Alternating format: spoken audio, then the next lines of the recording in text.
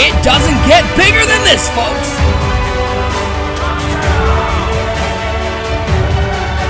This is where legends are born! The NBL proudly brings to you the Madden 18 EA Access Tournament, brought to you by Daddy Leagues. Take your online leagues to the next level with Daddy Leagues. LeagueCrawler.com, connecting the best leagues with the best players. And Web3KS.com, the leaders in affordable graphic design.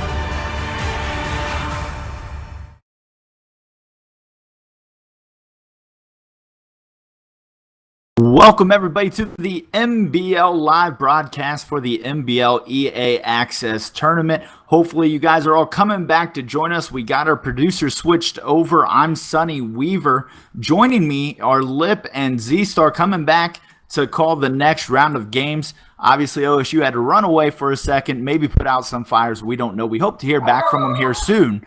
But nonetheless, we're going to go ahead to a game in progress. And that is going to be Atlanta-Tampa Bay. And that's, I really hate Mark.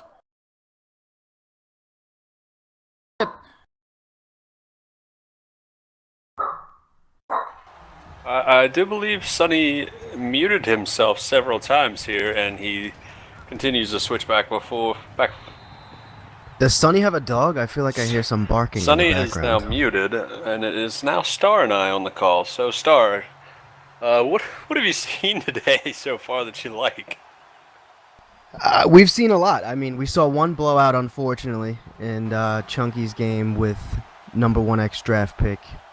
Unfortunately, we had to get away from a tournament game because of streaming quality. We saw a nice exhibition game with yourself, Lip, and our commissioner of the NBL Bomber. Two of the best, and that was a good game. We saw some Sonny Weaver splash plays, as he says. Good defensive battle. Some more of the running mechanics, especially on your end, Lip. You really got it going with Le'Veon Bell. So, all in all, a good first couple of hours here to the EA Access Tournament. And of course, yes, I did. I do have dogs. I actually have two of them. And much like OSU, had to put out some fires, but we're good. We're back up and running here as we're now watching the Atlanta-Tampa Bay game. And really, on this game, I'm excited. You get to see Matt Ryan in the Super Bowl. Well, they're not the champions. They blew a 28-3 lead. However, they're still a really good game in Madden. Tampa Bay, one of the more underrated teams, I think, maybe sneaky under the radar. We get to see them on Hard Knocks right now. What are your thoughts on Tampa Bay? I kind of like this team. I think that they have a lot of good pieces. They have, I think, 2 or 3 good young linemen, and of course, James Winston, Doug Baldwin, Mike Evans on the offensive side. Defensively, I'm not really sure that I like them defensively, but I think that the offense can carry them. Well, you do have Gerald McCoy. Don't forget about that, McCoy. One of the best pass rushing interior linemen in the league. So he can disrupt some things. So looking at this game, Tampa Bay comes out fast. They do score a touchdown. Atlanta is down 7-0, 2nd and 9 here. We talked about Madden 18 and some of the things here. Obviously, some people think zones are a little soft. Let's see if they can exploit them here. You get Matt Ryan in the shotgun, Devontae Freeman. Julio Jones in the slot. Watch him coming across the formation. He throws outside to Taylor Gabriel, and that's going to pick up a first down. One thing that hasn't been brought up a whole lot but are the coaching adjustments. You saw Julio Jones in the slot there. How big are the coaching adjustments to be able to maybe put the best cornerback there on Julio in the slot? I think that's going to change a whole lot defensively. Some guys would just stick Julio there the entire game, and there would be no way around it. You could manually do it, but then they could just switch it back, and it would just be a chasing around kind of game, and it just was not, the most ideal setup. But now with this, with them being able to follow him, it's very exciting. I wish that I could have seen Slay follow AB around last game to just see what that elite on elite matchup would have been like. And OSU mentioned it earlier, a lot of guys still not using a lot of these new features. It's early. There's only 10 hours available for access unless you buy multiple accounts. But a lot of these things aren't getting used, target passing, the coaching adjustments. I did use them last night a little bit. I used the aggressive pass rusher, saw a big difference. I'm not sure any of my opponents realized it was on because I wasn't getting those fake hikes to draw me offside, something people are going to have to use a lot. Yeah, I don't think anybody's using a lot of this stuff just yet. They want to get a feel of the game because there's a lot of things that are different. I mean, you could get into those adjustments, but right now I think everybody just wants to see how the blocking works and how the man and some of the zone works, because that's going to give you your base, and then once we actually get full access to the game, you can start messing around with all those really cool features like target passing. Just nowhere near enough time to get used to that just yet. Devontae Freeman takes a handoff, tries to make his way to the outside and gets stuffed there. So now it's 2nd and 11.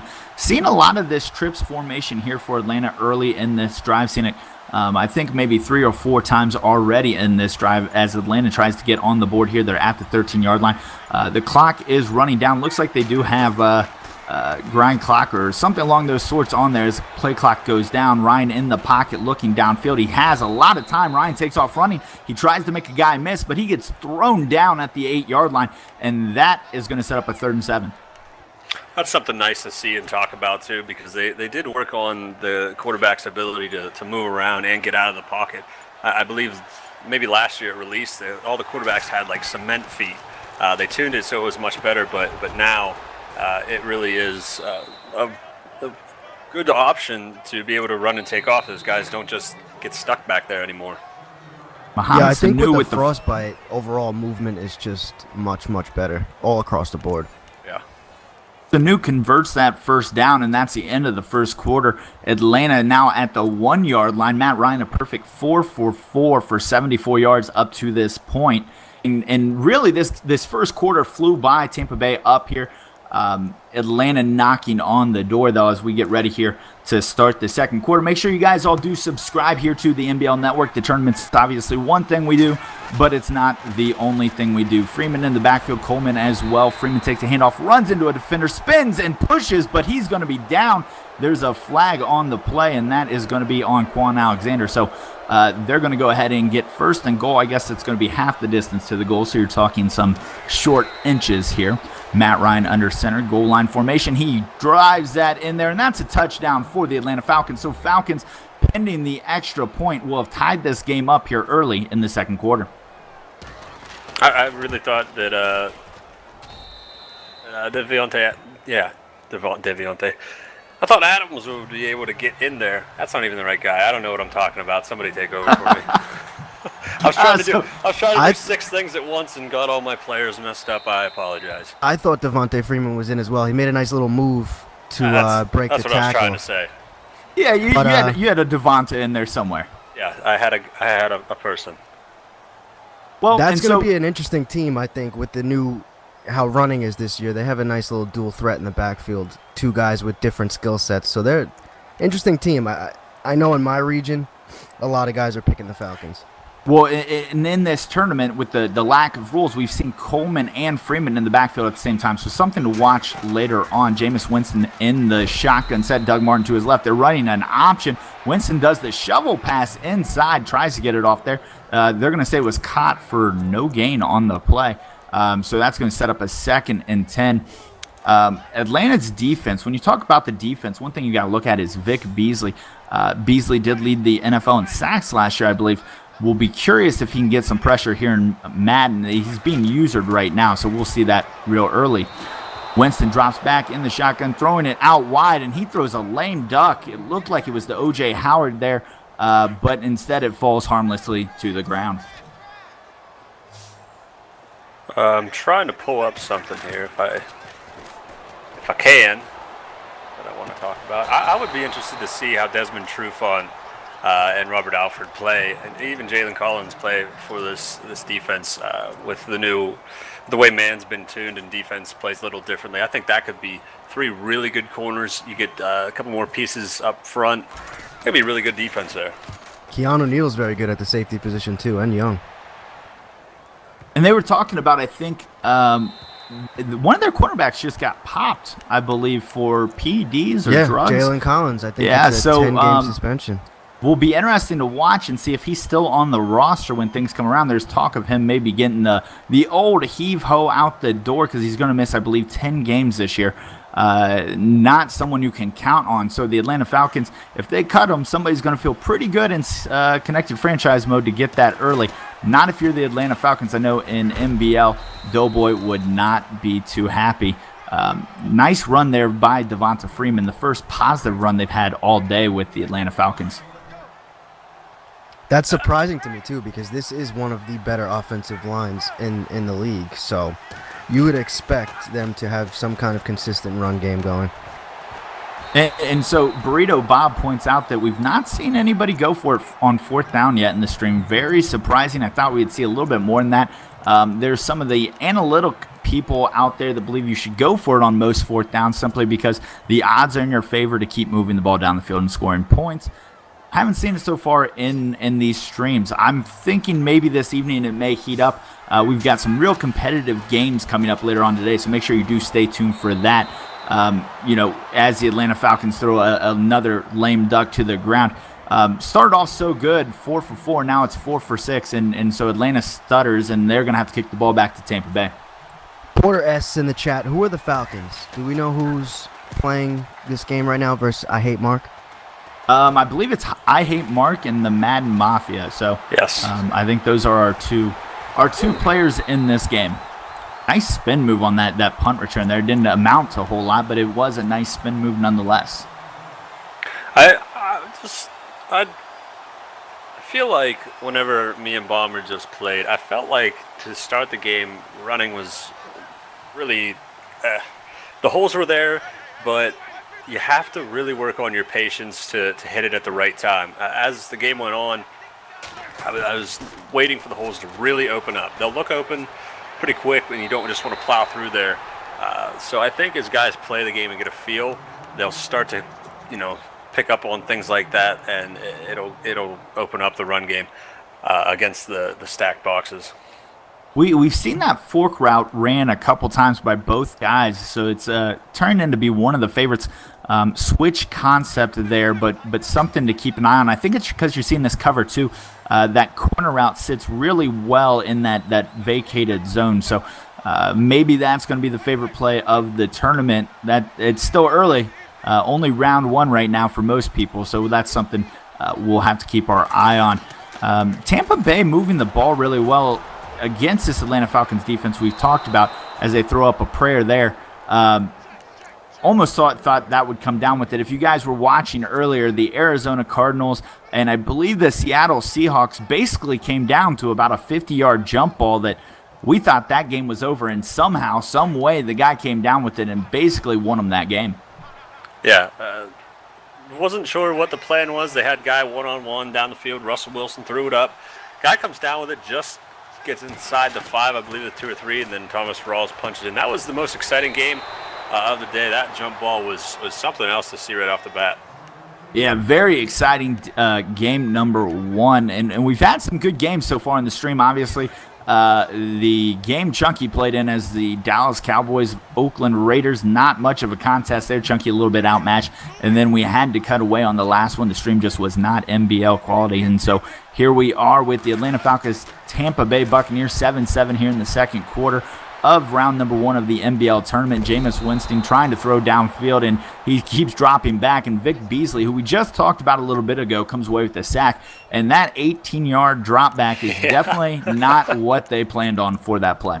I thought he was leaving the stadium. He just kept moving back, and that's horrible to take an 18-yard loss right there. Yeah, I wonder where the throw ball away was there. Jameis Winston, pretty mobile guy, if you ask me. Figured he could get out of the pocket, take off running. Instead, they take the big sack. Vic Beasley coming up with that one. O.J. Howard now in the slot, and a 5 wide. Mike Evans as well on the other side. Pressure coming, a lot of pressure coming, and a near interception there as they try to get the ball off to O.J. Howard sitting down in the middle of the field, but it gets broken up. So we're looking at 3rd and 28 for Jameis Winston and these Tampa Bay Buccaneers. Winston's going to come out. It's going to be a 5-wide set. Humphreys over there next to O.J. Howard. Evans in the slot again. Similar formation to last time. They're going to check it. Jackson goes out wide. Now Winston takes the call looking downfield. He's got time finally, but he's throwing it to a defender, and it gets broken up. And I thought that was going to be an interception there. Instead, it falls harmlessly to the ground, and it's going to be 4th and 28. That's a dangerous throw right there. Yeah, that was good coverage by the user, and definitely thought it was going to be a pick.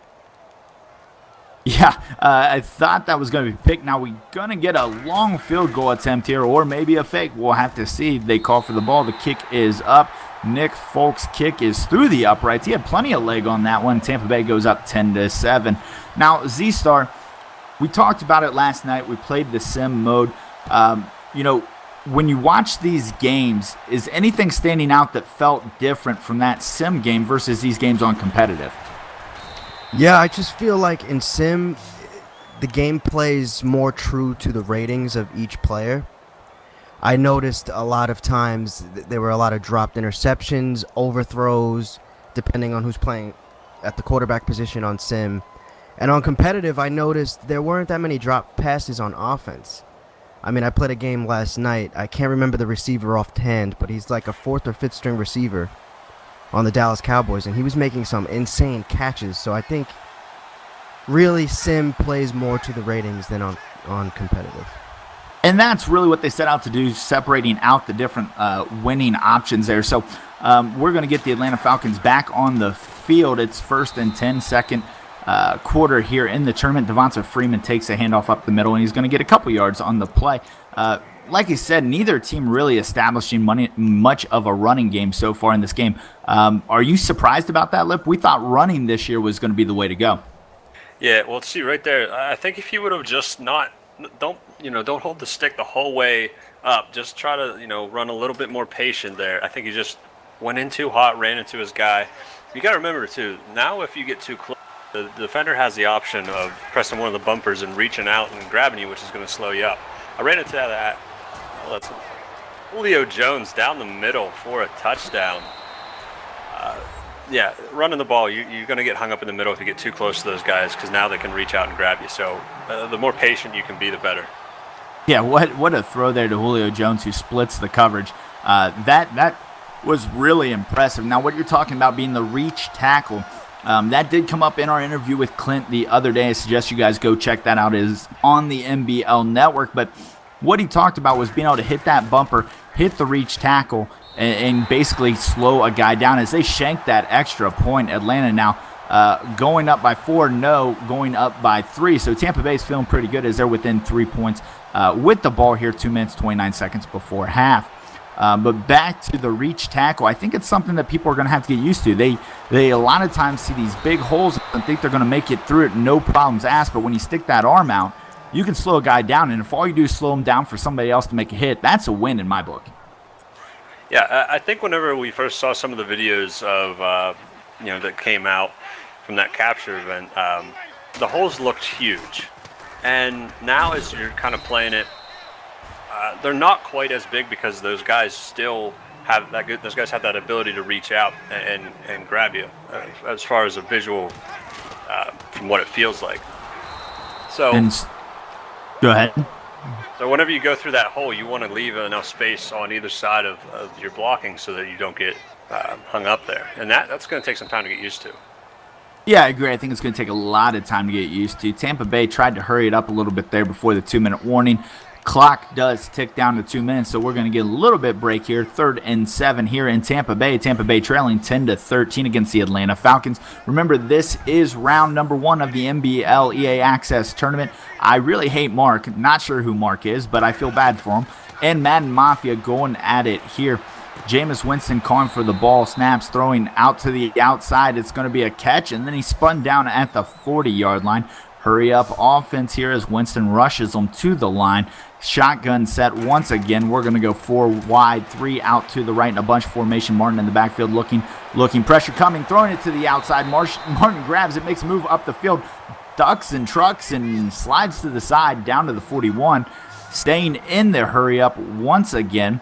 Winston shotgun, same set. 3 to the wide, Martin to the left. Evans split out wide to the left, throwing it outside, gets the ball out there. He's going to get pushed out of bounds to the 33-yard line, so that's the end of the hurry up here. Yeah, on the defensive side there, that I think a play ago, you saw the wide receiver was able to make some moves. And on defense, you really got to come in under control and make a nice conservative tackle, because just flying in there hit stick isn't going to work anymore. Yes, Heat Seeker is off for the hit stick this year. Doug Martin takes a handoff up the middle down to the 31-yard line. First down, Tampa Bay. And now trying to not basically conserve clock. They want to run a little off so Atlanta doesn't get a shot if they do score here. 3 timeouts for both teams, but the clock's going to tick down here right about a minute. Jameis Winston in the backfield, shotgun dropping back, looking out to Doug Martin again in the flats, who missed tackle, and Martin's going to run into the end zone untouched for a touchdown. And so Tampa Bay goes up here with just about a minute left here in the first half of the EA Madden tournament. 16-13, the extra point is up and good, so that makes it 17. 59 seconds left and 3 timeouts. That's a lot of time to strike back with. Absolutely, with the weapons that the Falcons have, that's more than enough time, especially with 3 timeouts, that you could easily put up some points.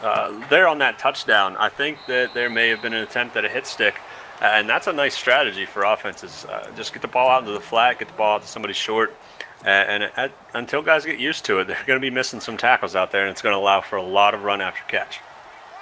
In the chat, somebody mentioned the celebration just didn't seem to really match what just happened. And one thing I would like to comment on that, and talking to Rex and the developers there, is they do have the ability to live update celebrations this year. They went a little light at release because, honestly, with the new celebration rules, they didn't know what it was people were necessarily going to be doing. So look for that to be pushed down to the game throughout the year as these kind of funny various celebrations happen. They're going to get in the motion capture studio and get those added to the game. So don't be too down about celebrations. They will get better as the year goes on.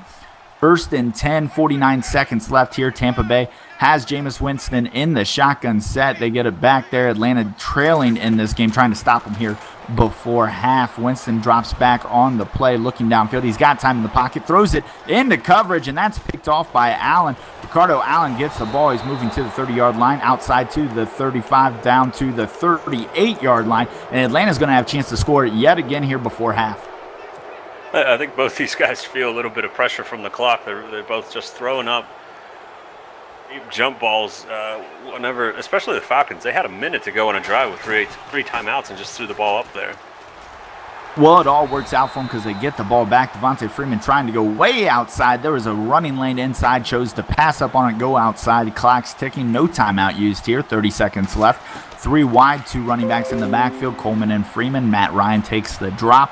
Looking down the field, looking across the field, throwing deep down the field into coverage, and it's going to be wow, and that's a great break up there. It looked like maybe Brent Grimes on coverage out there.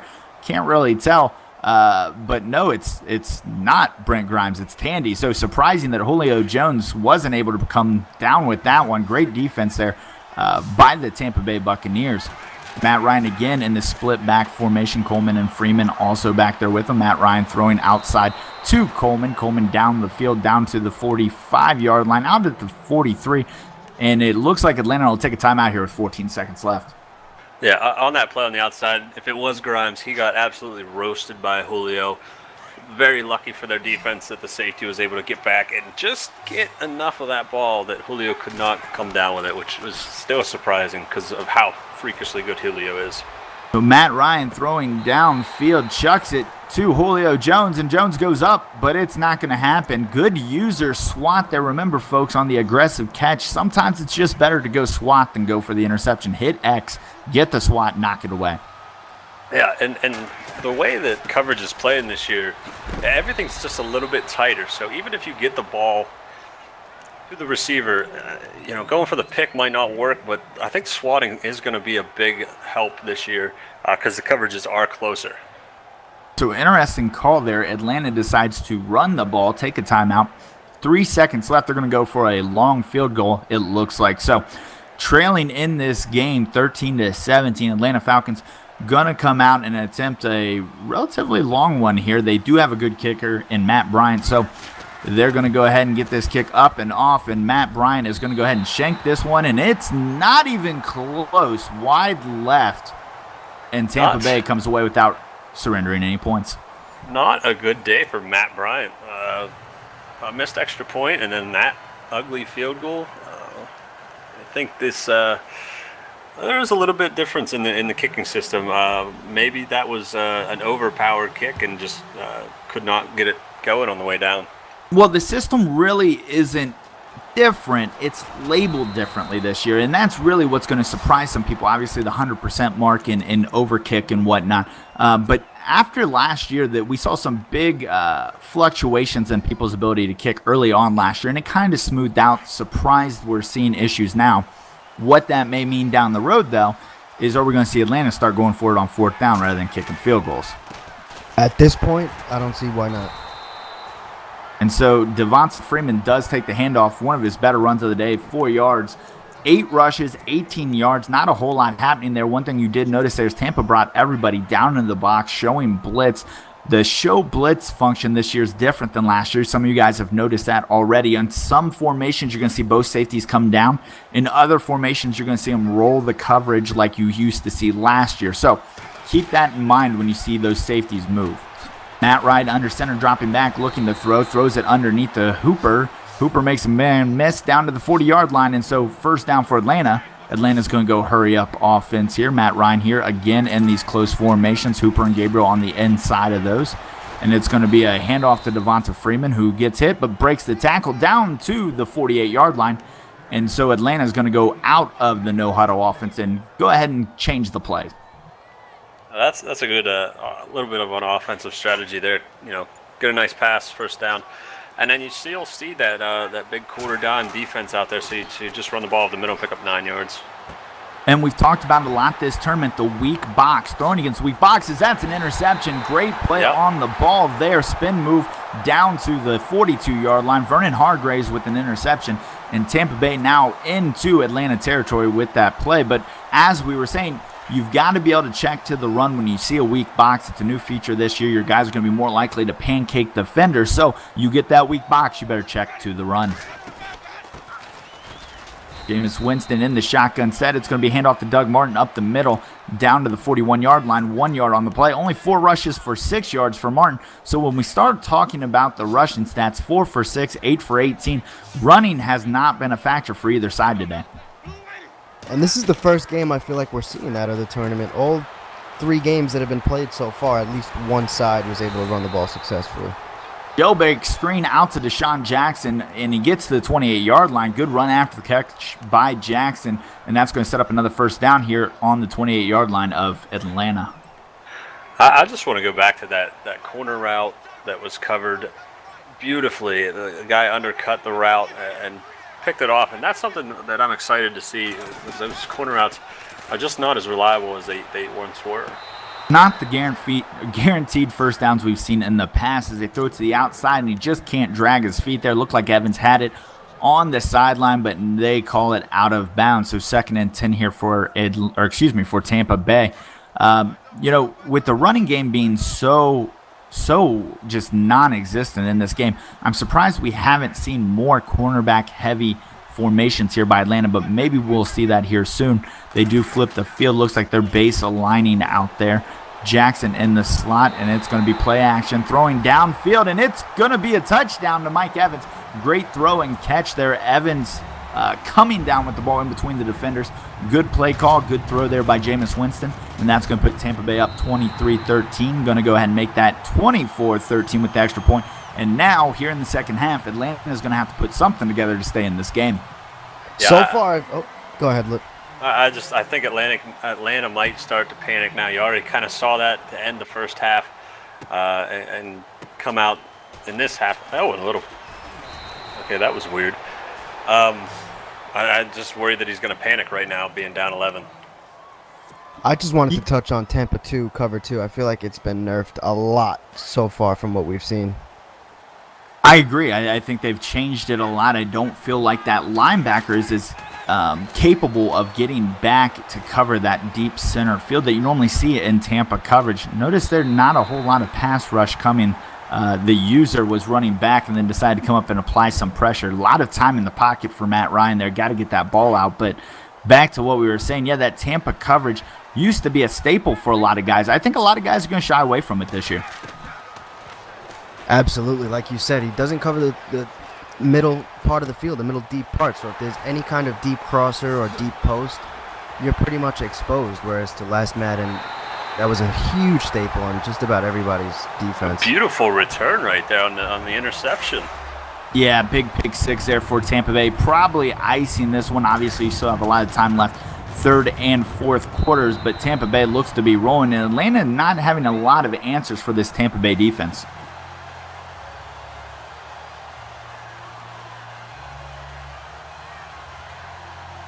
Just checking on some things here, and we're still going here. I thank everybody for tuning into the Madden 18 EA Access Tournament here. You are provided by the MBL. We're providing all the awards and gifts and prizes for all the drawings. Signed Antonio Brown jersey. Make sure you guys do follow along because the winner of the tournament will be walking away with that. But nonetheless, even if you don't win, there's some great prizes. We gave out an MBL Xbox One controller earlier, as it looks like the Atlanta Falcons. Maybe I spoke too soon, Lip. Did I speak too soon? Atlanta Falcons with the kick return. That I know that's a big fan of yours, returning those kicks. I've been on the losing end of those. Hey, that's always fun. Yeah, I don't think that is going to give Atlanta too much life, as we're going to see them come out here and line up for an onside kick. So, like I said, I think that they're panicking. They haven't been able to do a whole lot on offense. So, I wouldn't give too much hope for them. And that onside kick doesn't really go anywhere. Kind of early for an onside kick. Obviously, I know you just got a little momentum there with the kick return for a touchdown, but maybe you expect somebody to play some sort of defense. I don't know. That's just me.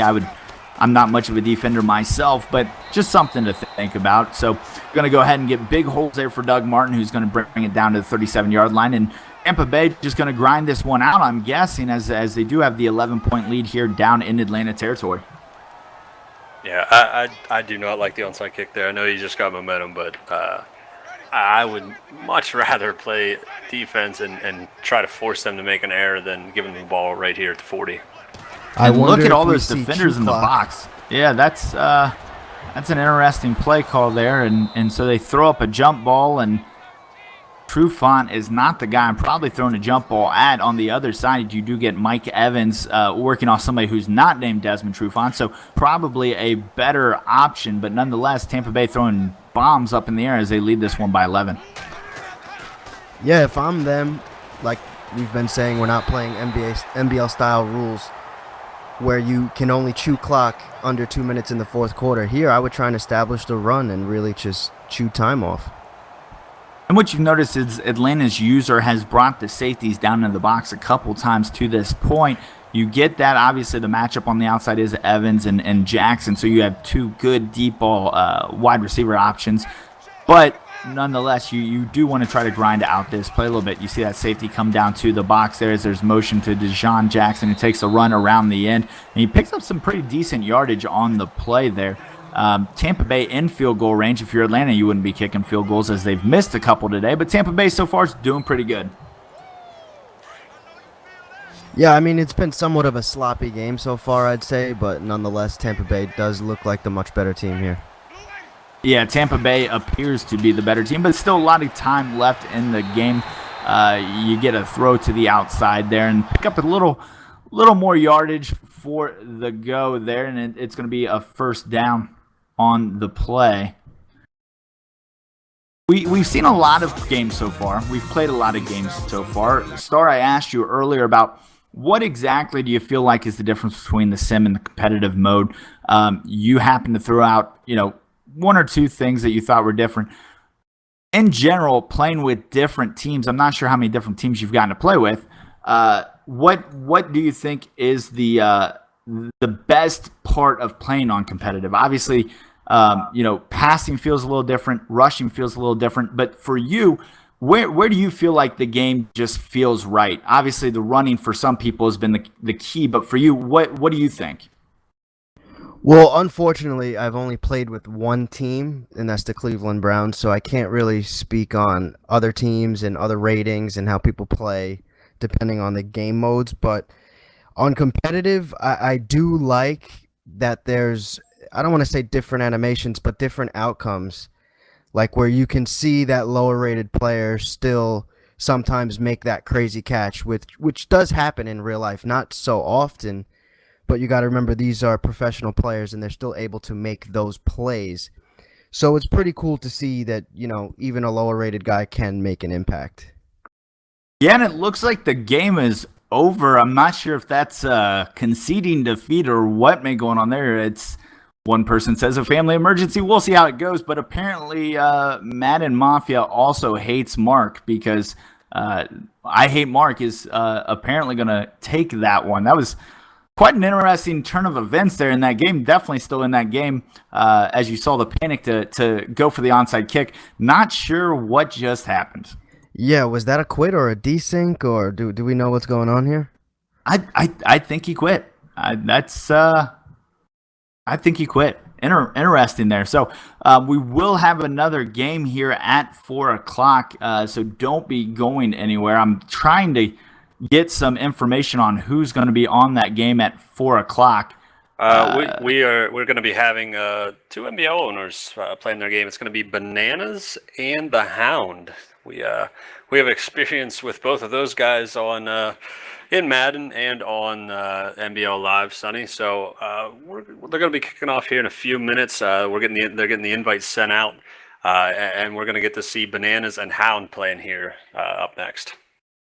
And a message to all the guys in the chat and in the tournament: if you do quit, you will not be eligible to win any of the prizes. So keep that in mind. Even if you lose, it's okay because we still raffle off a ton of prizes. As you saw earlier, somebody who hasn't even played their game yet won a NBL custom controller, which is pretty sweet. So make sure to play your games to the end, win or lose. Alrighty then. So we're going to go ahead and switch this one over, get it up and going. I think Delvar in the back there somewhere. We keep him locked up in the cage. Don't let him out very often, but he's probably back there somewhere trying to get the stream set up for you guys to watch this one. Like Lip mentioned, it is Bananas and the Hound, both those guys, veteran NBA or NBL owners, I should say. But we will get to see what's going on here. Interesting. Bob thinks Bananas will be the Bengals star. You got any information on this one? Do we know who's going to be what? So the Hound versus Bananas will be Philadelphia versus the New York Giants. A nice little divisional matchup. Two teams that are familiar with each other. Two teams that really look good coming into this Madden. So it should be interesting. All right. Well, they're getting the thing set up. J. Pete. So he's the guy who really hates Mark, apparently. That is his gamer tag as he's there in the chat room. I wonder why he hates Mark. Any thoughts, Lip? Do you know why he hates Mark? I don't know. Maybe Mark left during a game of Madden someday, and he just really wanted it to live on forever. That he just did not appreciate Mark. Not hating Mark enough, maybe. I don't know. Maybe Mark is the name of the guy who took away the Orange High C from McDonald's. Did you hear about that, Lip? I did, and I heard that there is a ton of outrage, and even me, I'm building my rage about it. I wonder if we're gonna have to start a petition. I'm not normally the social justice warrior like some people, but nonetheless, I do love me some Orange High C from McDonald's. Hey, in these times with everything that's going on, Orange High C is something everybody can love. Yeah, I mean, if you don't like Orange High C, I don't trust you as a person. Well, you know what? There's some people that can't be trusted out there nonetheless. So, once again, I thank everybody for tuning in. Obviously, you guys see the splash screen up there right now. That's because we are in between games. We're getting the next game set up. The next game will be Bananas and the Hound. No, that is not the name of a bad children's movie, but instead it is it is the name of 2 owners from NBL that we're going to get to see here in a second. But thank you all for tuning into the Madden 18 EA Access Tournament here put on by NBL. But I also want to thank some of our other sponsors, Daddy Leagues, Web3 Chaos, and League Crawler, as well as NBL themselves. Also, special shout out to October. If you guys did not know, October donated the signed Antonio Brown jersey. That signed Antonio Brown jersey is authenticated, even with a picture of him signing it. So no questions are asked about that. That is really AB's signature on the back of that jersey. And Lip, I believe you may have a chance to win that jersey. Yeah, coming up at actually I believe 5 o'clock. I'm going to hang about 75 points up on Unisolated. He took the Cowboys, so I'm going to show him that the Steelers are the more dominant team, and I'm going to be on my way to that AB jersey. How did you draw that initial matchup? I'm a little bit jealous. We were talking about tournament-related details and some other stuff. Not going to let that cat out of the bag, but he asked if I wanted to play, and then he started to say some unkind words about my Steelers. So it's on. It just became a tournament matchup from there. So what'd you pay him, Lip? That's what we really want to know. I mean, I didn't pay him anything, but I just wanted everybody to know that I do take Taco Bell gift cards as payment. 4th meal, folks. Lip is a big fan of the 4th meal as put on by Taco Bell. Also, Taco Bell breakfast, highly underrated breakfast food. I think people sleep on that Taco Bell breakfast. I do not give Taco Bell breakfast my time. Really? You're making a mistake, my friend. I'm straight cheesy gordita crunch, Fiesta potatoes every meal of the day. Well, it appears we do have the game up and running, so we're going to go out there and maybe talk about something else besides food for a little bit. We've spent the last 5 minutes or so talking about food, but food is it's great. What can you do? It's just great. But so we get the Philadelphia Eagles versus the New York Giants. We're going to go ahead and get an NFC East matchup. I like the sound of this one. Is the Hound. His favorite team is the Philadelphia Eagles. Will be up against Banana and the New York Giants. Bananas will be the Giants in NBL this upcoming season. So excited about that one. Gotta go ahead and talk about this offense from the Giants. Who's going to get the ball first? Sterling Shepard, Brandon Marshall, Odell Beckham Jr. Is there a better wide receiver group in the NFL? Z-Star, go. I really don't think so. But one thing that worries me about this Giants team, especially in this Madden, it's been the common theme, the run game, the run game, the run game. They're very weak at the running back position, and they're relatively weak on the offensive line. So even me as a Giants fan, this team wasn't really that appealing to me. Well, Paul Perkins says this offensive line is fine as he comes out and rushes for 8 yards on the first play of the game. And you talk about the offensive line. Yes, that's a problem, but the defensive line is scary good. Yeah, I mean, they're loaded at all 4 positions on that defensive line. And then to couple that, they have a mean secondary. So this is definitely one of the better defensive units in the entire league. And instead, we're going to get Eli Manning out there. Eli Manning in the shotgun set, split back formation. It's going to be handoff up the middle to Darkwood. Darkwood takes it down to the 33-yard line, and he gets nothing on the play. A big fat goose egg for Darkwood, setting up 3rd and 2. Akeem Hicks, great play on the ball there. He read the run, the inside run. He was able to block shed and make the tackle, setting up a 3rd and short. Yes, 3rd and short. And if it was me, I think this is the perfect time to go deep to Odell Beckham Jr. I think basically every play is the perfect time to go deep to Odell Beckham Jr., but we'll see as Eli Manning drops back, looking to throws across the middle to Odell Beckham Jr. Not deep, but a dangerous throw. You had a linebacker strafing across there, just puts it on the outside. I thought maybe a user pick was coming. Instead, you get a New York Giants first down. Yeah, and we talked about it in the last game about the coaching adjustments, putting the best corner on the best wide receiver. Who's going to guard Odell Beckham? I really think that's a huge mismatch. So if I was playing as the Giants right now, you would see a heavy, heavy dose of Odell Beckham. Right. And that is something to keep in mind on, as there's not many good cornerbacks on this Philadelphia Eagles team, as Perkins takes the screen pass down to the he's getting pulled down. It looks like the 36-yard line. Eli Manning, one way to make a bad offensive line look better is to run screen passes. If they're going to come through anyways, why not let them through? Absolutely. Great to get him in space there. Made a nice little move. Nice first down. Way to keep the rhythm going on offense. And coming back out here, 36-yard line, New York Giants driving here in the first quarter. 4 minutes, 36 seconds left on the clock. Eli Manning comes out. Going to be a 4 wide receiver set. He's in a shotgun set. Perkins to his right, Beckham out to the left, stacked with Shepard. It looks like Eli's going to change the play at the line. Watch Ingram here in the slot to the right. Instead, it's a handoff to Perkins. Perkins with a big hole, making a move man up the middle, and that's a touchdown. There he Perkins, goes, baby. big run. I think he may have heard me talking a little smack pregame.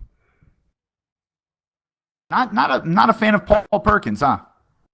You know, I wasn't, but he's making me eat my words. And there's a missed extra point, as we've seen quite a few of them today.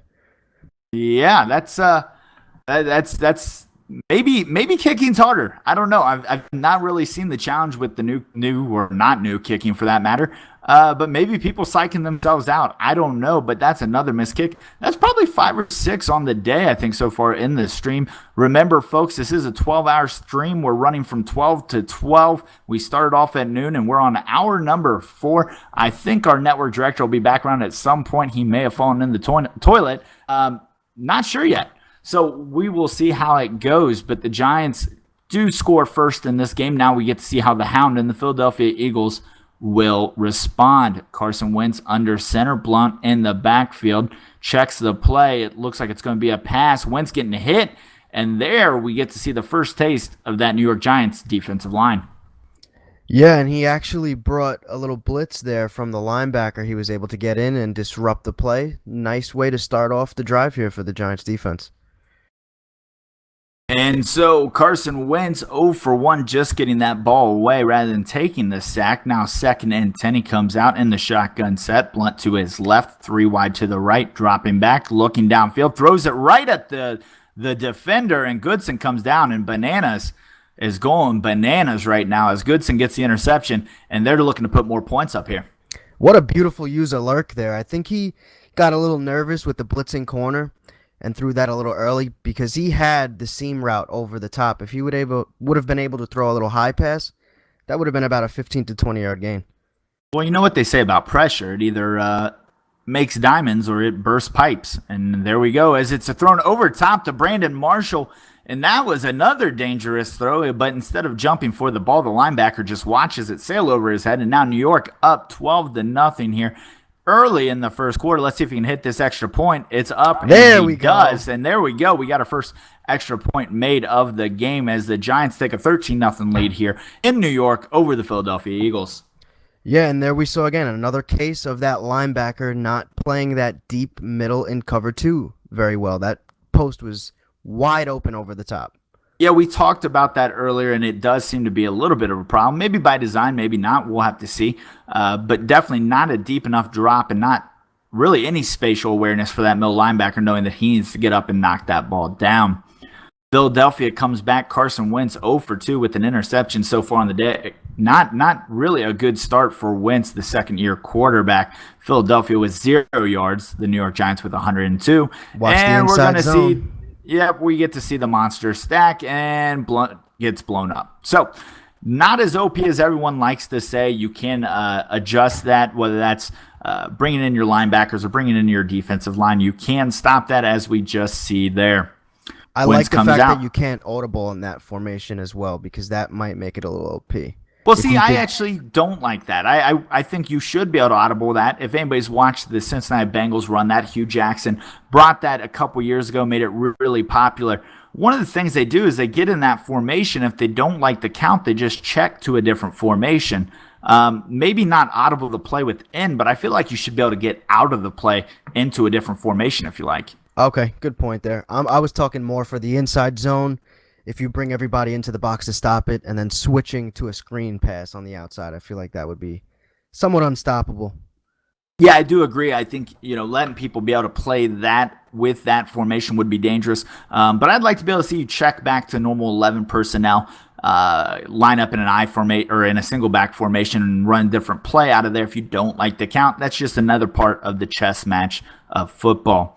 3 wide receivers, Wentz in the backfield, shotgun set with Blount to his right. It's going to be a counter. He tries to come back, not happening. And so far, LeGarrette Blount can't find any room to run. 2 rushes, 1 yard, and nothing happening there. Yeah, this New York Giants front four really making their presence felt, getting a lot of these block sheds and really disrupting the run game early. And so we're going to get another play from Philadelphia, who's struggling so far early in this game, but plenty of time to try to make a comeback. Wentz sets up 3 to the right. Looks like Darren Sproles in the game finally. Wentz dropping back, throws out to Sproles. Sproles gets blown up by Dominic Rodgers-Cromartie. That's another thing I noticed on competitive mode rather than sim.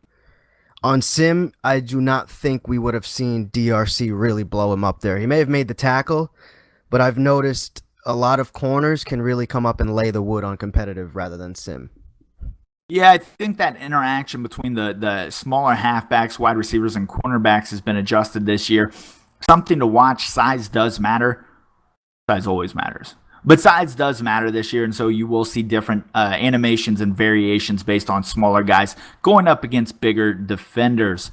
Wentz is changing the play as the play clock starts rolling down. Pressure coming, has time in the pocket, throws outside again, but it looks like Sproles gets his feet tangled up and falls down at the 49-yard line, and that's going to force a 4th down here for the Hound and the Philadelphia Eagles. Yeah, I really would have liked to see him whip that ball in instead of loft it out to the flats, but he really had no other option regardless. Everybody was pretty well covered downfield. So good stop for the New York Giants and a great start to this game. And so we get a punt off, and that one's going to get down, and good punt down to the 2-yard line, returned at the 2, out to about the 17-yard line. They're going to say 18-yard line, and that's where we're going to get to see the Giants, Eli Manning, and this explosive offense come back out. Now, Star, as a Giants fan, you're not a Paul Perkins fan. You do like the offense. What are your thoughts on Eli Manning as a whole?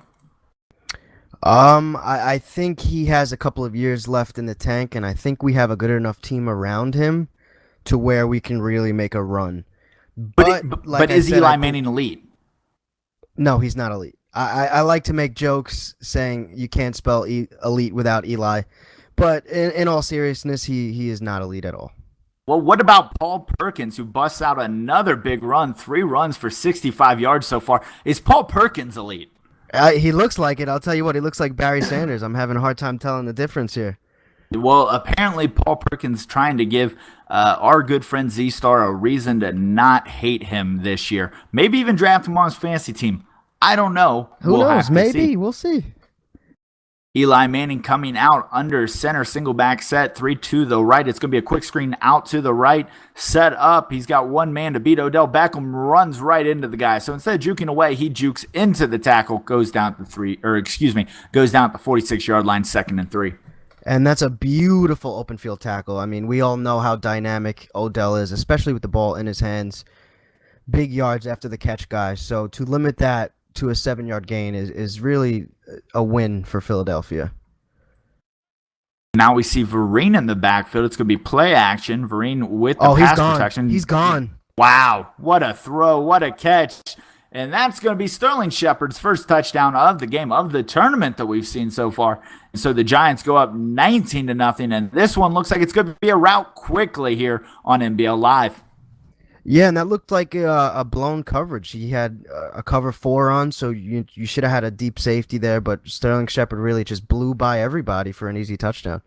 Yeah, Sterling Shepard just running by this, what most people will say is bad Philadelphia secondary, and getting the big touchdown. And Philadelphia, unfortunately, in a big hole they got to try to dig out of, and that's unfortunate because this team really is built well to run a good offensive line. You've got LeGarrette Blount back there. You've got Darren Sproles. But now down 20, you're going to put it all on the arm of Carson Wentz to lead you back from this 20-point deficit. Yeah, and this is not something you want to get into with the New York Giants. I mean, this defense is built to protect the lead like this. This defensive line can now just pin their ears back and get after the quarterback, and this secondary is full of playmakers. So it's going to be real tough for Philadelphia to climb back into this game. They come out pistol formation. You've got Ertz in the backfield, it looks like there. And so you're going to go ahead, not Ertz. Ertz in line to the left, it looks like. Blunt in the backfield. It's going to be a handoff to Blunt, who has room. Makes a guy miss out to the outside, trying to shed a tackle. Not happening, but we see some life with LeGarrette Blunt. It's a lot of time left in this game. Maybe you don't bail on running the ball, especially if New York thinks you're going to be passing. Absolutely, and with a guy like LeGarrette Blunt, the big bruiser, he's going to break his tackles. So, yeah, maybe not. And there he goes again. And he has room. And he's got to get off his own guys. Yeah, that looked like he could have reached pay dirt there. Good run, good play call by the Philadelphia Eagles. So, yeah, maybe they do stick to the run here. And what you've got to remember is you've got to avoid the guys in the blue, but also the guys in the green. They can also slow you down, LeGarrette. So get out of their way. Let them do their job. 1st and 10 here for Philadelphia. Blunt in the backfield. You got Selleck and Ertz in line, 2 wide receivers, 1 on each side. And it's going to be a play action off the last couple runs thrown out to, I believe, Brent Selleck. Selleck catches that ball down to the 33-yard line, and that'll be a first down for the Philadelphia Eagles. And that's a good read there by Carson Wentz. And if they are able to establish any kind of run, they'll be able to set up play action passes like that with a nice easy read over the middle. And Blunt running again, and really Philadelphia figuring out all along they should have been running 5 rushes, 48 yards, and nearly 10 yards a touch for LeGarrette Blunt. And right now, if you're Philly, you just got to keep handing the ball to the one man who's been any sort of offense for you in this game. LeGarrette Blunt looks a little quicker, don't you think? He looks pretty quick in and out of his cuts. He got the Isaiah Crowell treatment, apparently, and that is any slow, non-good player is going to get bumped up. And we're getting a mercy rule submission from the game asking if we want to go ahead and end this one, and that's embarrassing for everyone. But nonetheless, the Hound's going to keep trying to score here. He's down by 20 points, but he's got plenty of time left on the clock as he knocks here at the 16-yard line. I may have to get myself an Isaiah Crowell jersey, Sonny. It may happen by the end of this cycle. What a fan you are. Alshon Jeffrey out to the left, Carson Wentz in the backfield, LeGarrette Blunt. You get a lot of guys in the box here for the Giants as it's going to be a handoff to Blunt, who makes a move out to the side, and he's going up the field. Thought if he stayed inside, he would have been in the end zone. Instead, he gets pulled down to the 6-yard line, sent up 2nd and inches. And again, a nice run and a nice play call by the Philadelphia Eagles. This inside zone, running inside out of the shotgun, seems to be working. So why stop it? Don't fix what's not broken. I'm pretty sure we're going to see it again here in this gun monster formation. Gun monster here. They do check. Good call there by the Giants, and it's already a throw, and that's a fumble? A fumble. Throw behind the line of scrimmage, they called it. And Olivier Vernon, heads up play, gets on top of the ball. That was a weird play. Maybe it was behind him. I'm not sure. The guy was staying out there. Either way, it should have been intercepted. There were 2 guys there standing in front of his receiver. That's one of those things where you just go ahead and eat the sack. Instead, they throw it. They call it a fumble, and the Giants get the ball back. And the momentum Philly had there on that drive is lost with a throw to Carson, or a throw by Carson Wentz. Yeah, and it's only the second quarter, but I think that turnover there might be the icing on the cake, especially if the Giants can come away with points on this drive. And Paul Perkins gets drugged down at the 16-yard line. The first rush of the game, Paul Perkins, I think, hasn't taken it about 20 yards downfield. So maybe Paul Perkins is human. Maybe the running game has slowed down. We will see. It's only been 4 rushes here for the Giants so far in the game. Up 20-0, 5:14 left here in the second quarter. Remember, this is round 1 action of the NBL EA Access Tournament here for Madden 18. We'll have action throughout the evening, heading up to the midnight end of the broadcast, 12-hour broadcast. Big sack there by Fletcher Cox on the play, setting up a 3rd and 16. But make sure you tune in throughout the day, whether you got to stay the whole time, just want to hang out for a little bit. We'll be here all day. OSU will be calling games throughout the night. I'll be popping in, and you'll see some Lip and Star and a bunch of the different NBL guys that'll come in here and help us out. And so here in the 4 o'clock game, Hound and Bananas. Bananas going bananas right now. On the Hound, he is up 20-0. 4 minutes, 42 seconds left here in the second quarter, 3rd and 16. It's kind of a big deal right now, I think, for Philadelphia to stop him here on 3rd and 16. Absolutely.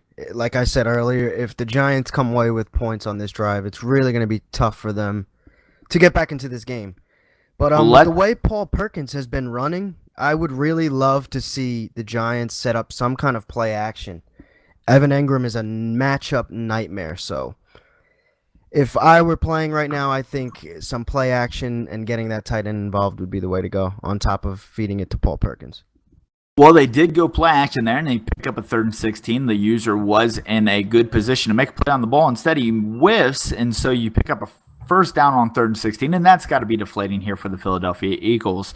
Verena and Darkwa in the backfield, and it's going to be a draw play to Darkwa, who makes a couple guys miss, moving up the field down to the 34-yard line, and neither of those guys named Paul Perkins. Yeah, and I think we saw another case of the Madden 18 hit stick there. It looked like he could have made the tackle, but he went for the big hit and completely whiffed. As we know, we've been saying it all day pretty much. There's no heat seeker attached to the hit stick now. You really have to be squared up to get that big hit animation. Yeah, a lot of changes here in Madden 18. The heat seeker coming off of the hit stick is definitely one of them. And you also have to flick that stick now. It's not just X. You do have to flick the hit stick down to activate. So make sure you keep that in mind when out there trying to knock people out. And big pick there by the Philadelphia Eagles. He looks like he's got a chance to bring that one back. 10-yard line, 5-yard line, touchdown Eagles. Trent Cole. Eagles are in this game now. I don't know about you, but that's a big momentum change. Huge, and that was beautiful coverage. I mean, everybody was locked up. I would have liked to see Eli maybe get out of the pocket and throw it away, but all in all, you can't really complain right now if you're the New York Giants. Fly, Eagles, fly. They're now within 14 of this game, or 13, I should say, after the missed extra point from New York earlier in this game.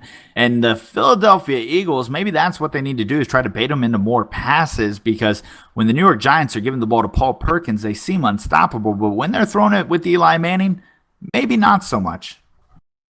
Absolutely. If I'm the Giants, go back to the run. Go back to what's been working all game, what got you this 20-point lead. You as a Giants fan, you're rooting for the Giants, right? Absolutely. I am a little bit biased, but I'm trying my best here, guys. Just a little and bit. And I hear like Delvar with the subtle boos in the background as a Jets fan. Of course, you always get Delvar in the background, whispering into our ears, sweet, sweet nothings. And so Perkins takes the handoff. He's in the open field, tries to make a guy miss. He had one defender to beat. He did not beat him, and that's going to be an 8-yard gain, 2nd and 2. 29-yard line here, 3 minutes, 9 seconds left in the half. And right on cue, there goes Paul Perkins. We said it. We want to see the Giants go back to the run. And just like that on the first play of the drive, 8-yard gain. Perkins in the backfield, close formation on each side. Beckham and Shepard to the left.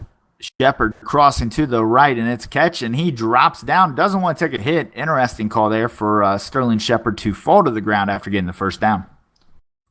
Yeah, I don't like that. I want to see you take the contact, young man. Come on now. And he says no to that. No to that. Looking to get his second contract. He's only a year in the league. Got to look out for number 1. Yeah, the business decision, huh? Yep. Eli Manning handing off to Beckham Jr. Missed tackle by the Philadelphia Eagles. Trying to put a move on. Only one defender to beat there, and he doesn't beat him. But Beckham goes for 9, setting up a 2nd and 1. Interesting play there. I thought the defender had him in the backfield, but not happening. Maybe another case of a missed hit stick. Yeah, maybe. And if Odell stays to the sidelines there and instead of trying to make a nice little juke move inside, I think he's still running. Eli Manning under center. Perkins in the backfield. Looks like Manning is going to change his play at the linebacker. Marshall stacked out to the left. It's going to be a play action on the play. Looking downfield, he throws to the outside. Beckham with the catch and runs out of bounds at the 39-yard line. And the Giants are easily moving down the field right before the 2-minute warning. 2 minutes, 3 seconds left. And there we go. The run sets up the play action. Now, if we can get this going, this offense is extremely, extremely dangerous. And so we do hit the 2-minute warning. New York 20, Philadelphia 7. New York driving still on the 39-yard line.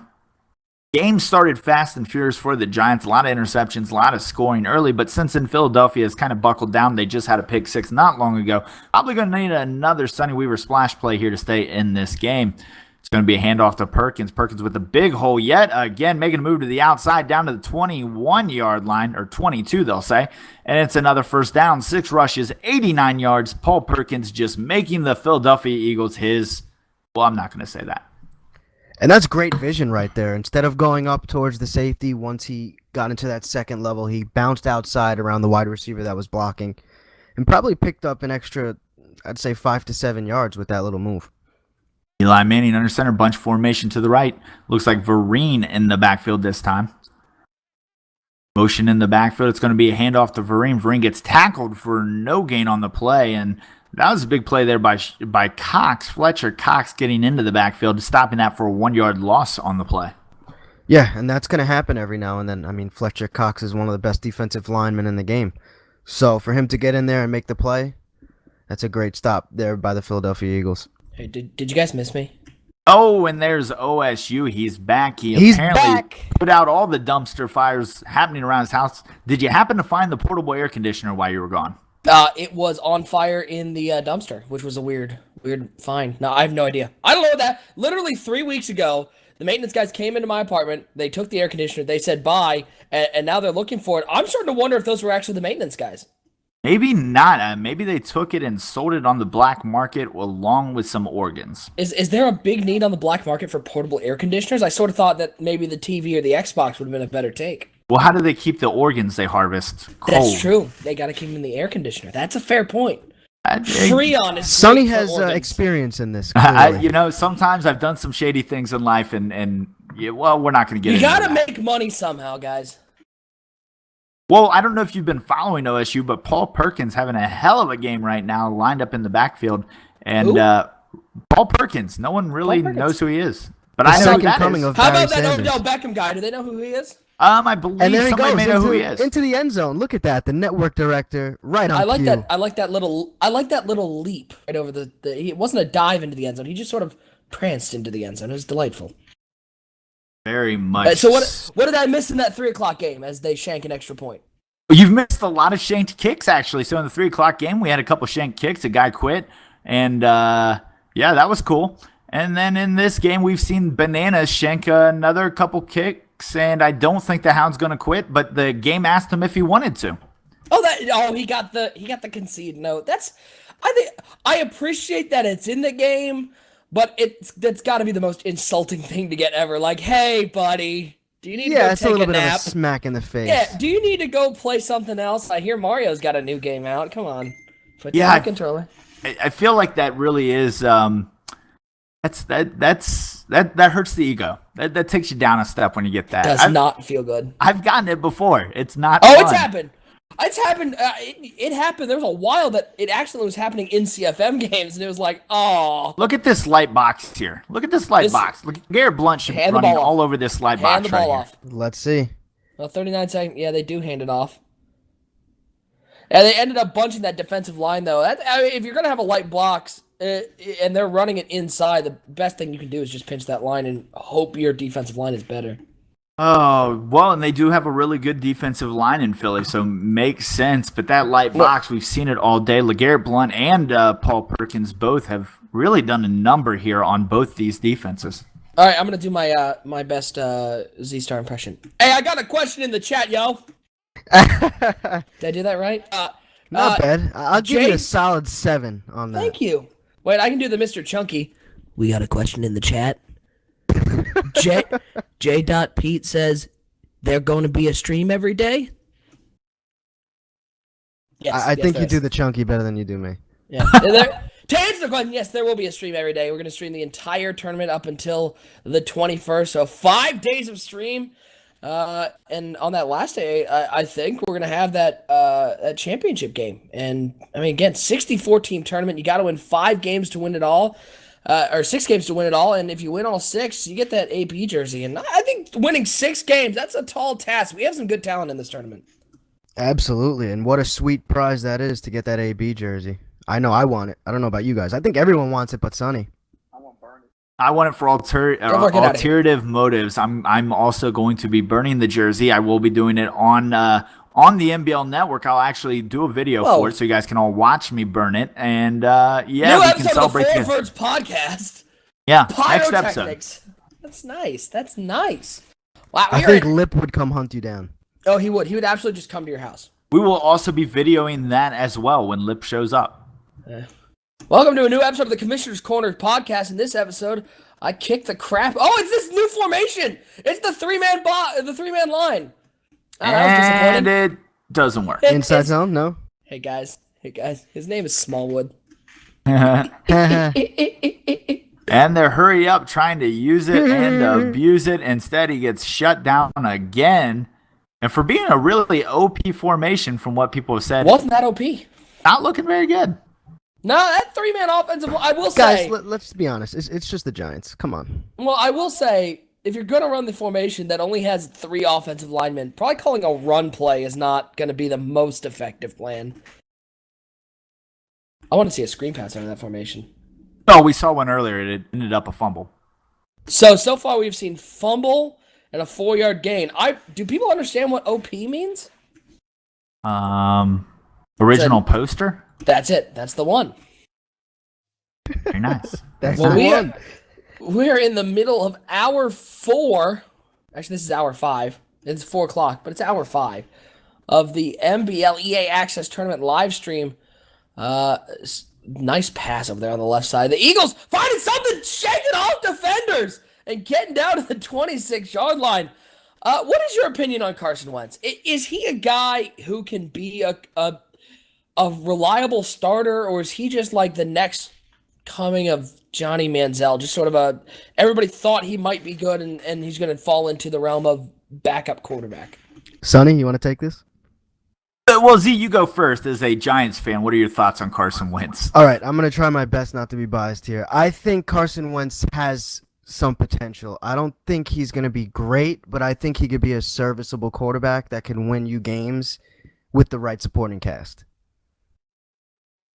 I also think he's a guy who's going to need a cast around him. I think the offensive line is built to protect him. I think he's going to have time in the pocket. He's got some good weapons. I think he could develop over time to being a pretty good quarterback, as you see a nice throw there to take him down to the 6-yard line. So coming in from the chat, we got Avatar DCUO, who first of all says that 3-man formation is bugged. He should be banned from the tournament. 4-yard gains, boys. Get banned for 4-yard gains. He also was generous enough to let us know that OP means overpowered. So, Sonny, you idiot, it means overpowered. You weren't being sarcastic. Sarcasm is lost on the mic. Oh, my Lord. So, 2nd and goal now for Philadelphia. Since I've hopped on, Philadelphia actually hasn't looked too bad. I was really surprised to see they were down 26-7, but they're actually not playing poorly right now. Wentz in the shotgun, 3 wide receivers, 2 to the left, 1 to the right. Wentz changing up the play as he surveys this, what would be considered a very heavy box. There are a lot of people right there ready to stop the run if it is one, and they run it anyways and it gets stopped. So I will take money for psychic readings. I saw that one coming from a mile away. Yeah, see there, you got audible. Check out of that play and get to something that you're able to throw over the top. They're expecting run there. Yeah, I think Carson Wentz, I mean, again, I don't know who the best comparison is. I think he's the epitome of a quarterback who has the tools to be successful. No one can doubt his size, his arm strength. It's just a matter of, I think he's a guy who hasn't clicked with the offense.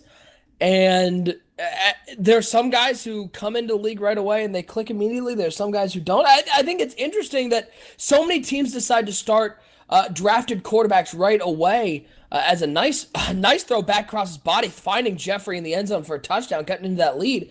But think of the quarterbacks that have been drafted first round. There just aren't that many that have been successful out of the gate.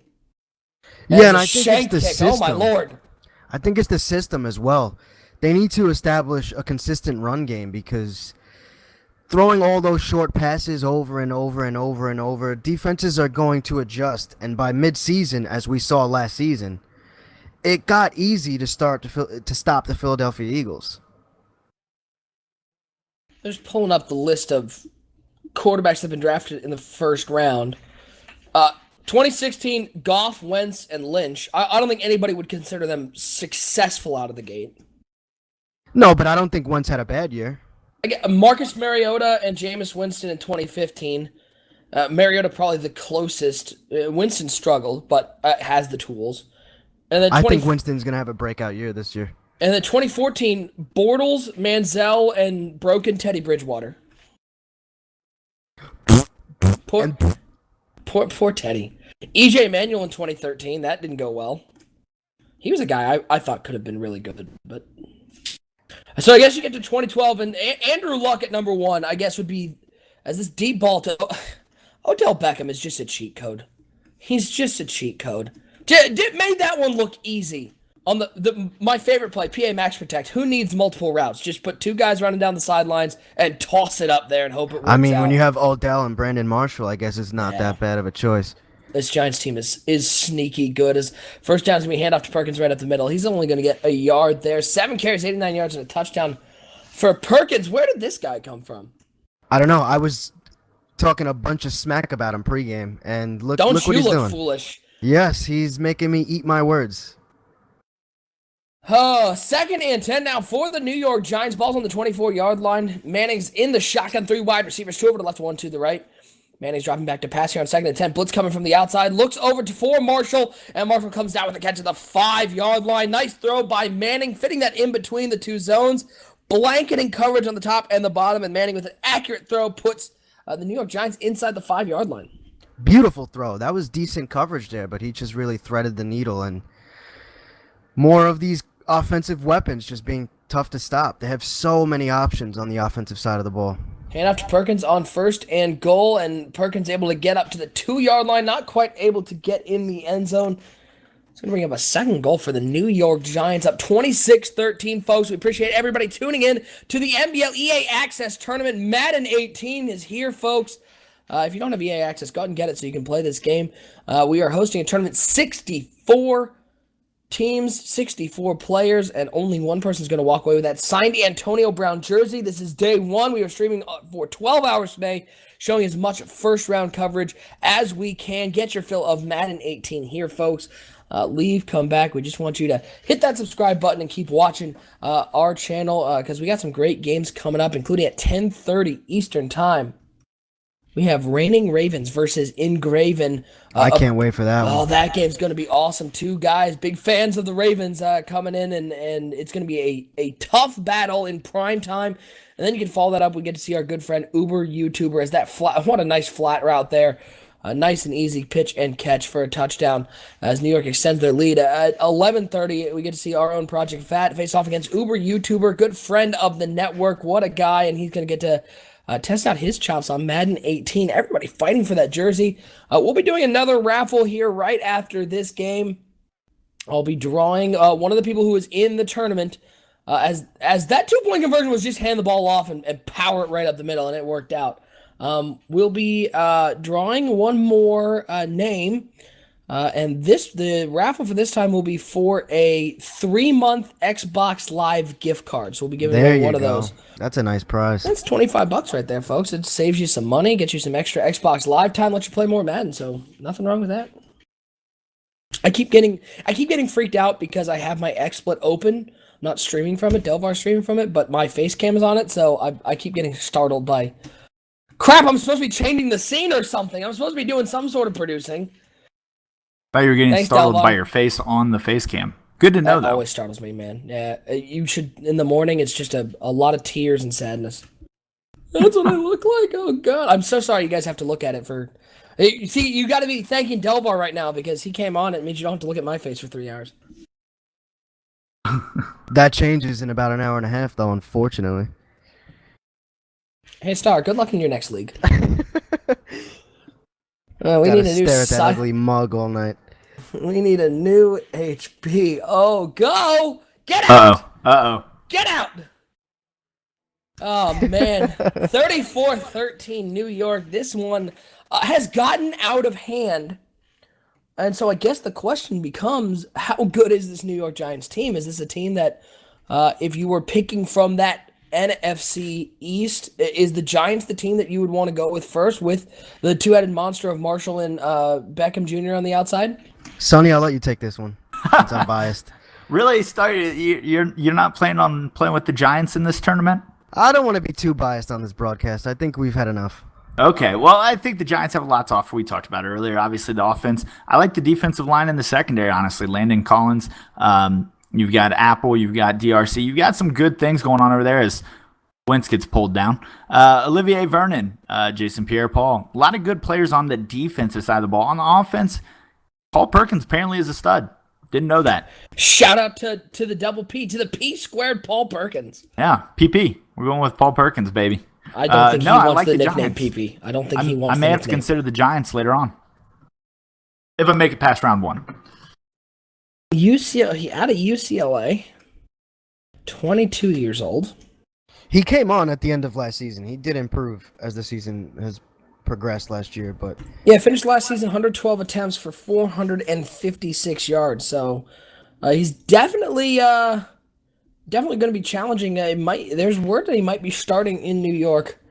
And if this video game here is any indication, as I don't know how Rogers Camardi just didn't come down with that one, but maybe he felt bad.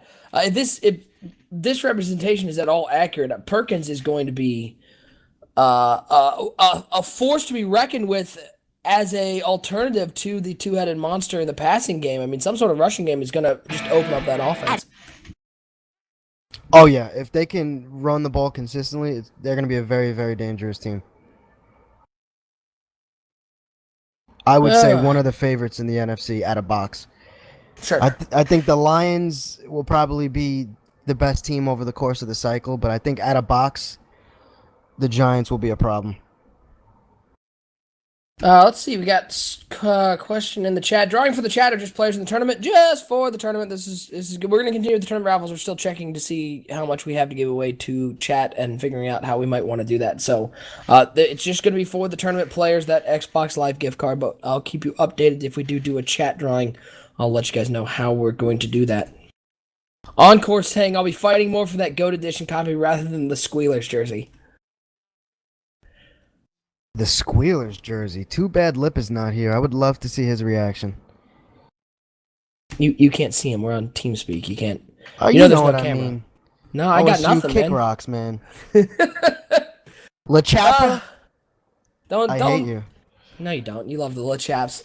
As Philadelphia looking to keep this game interesting, 34-13, New York on top.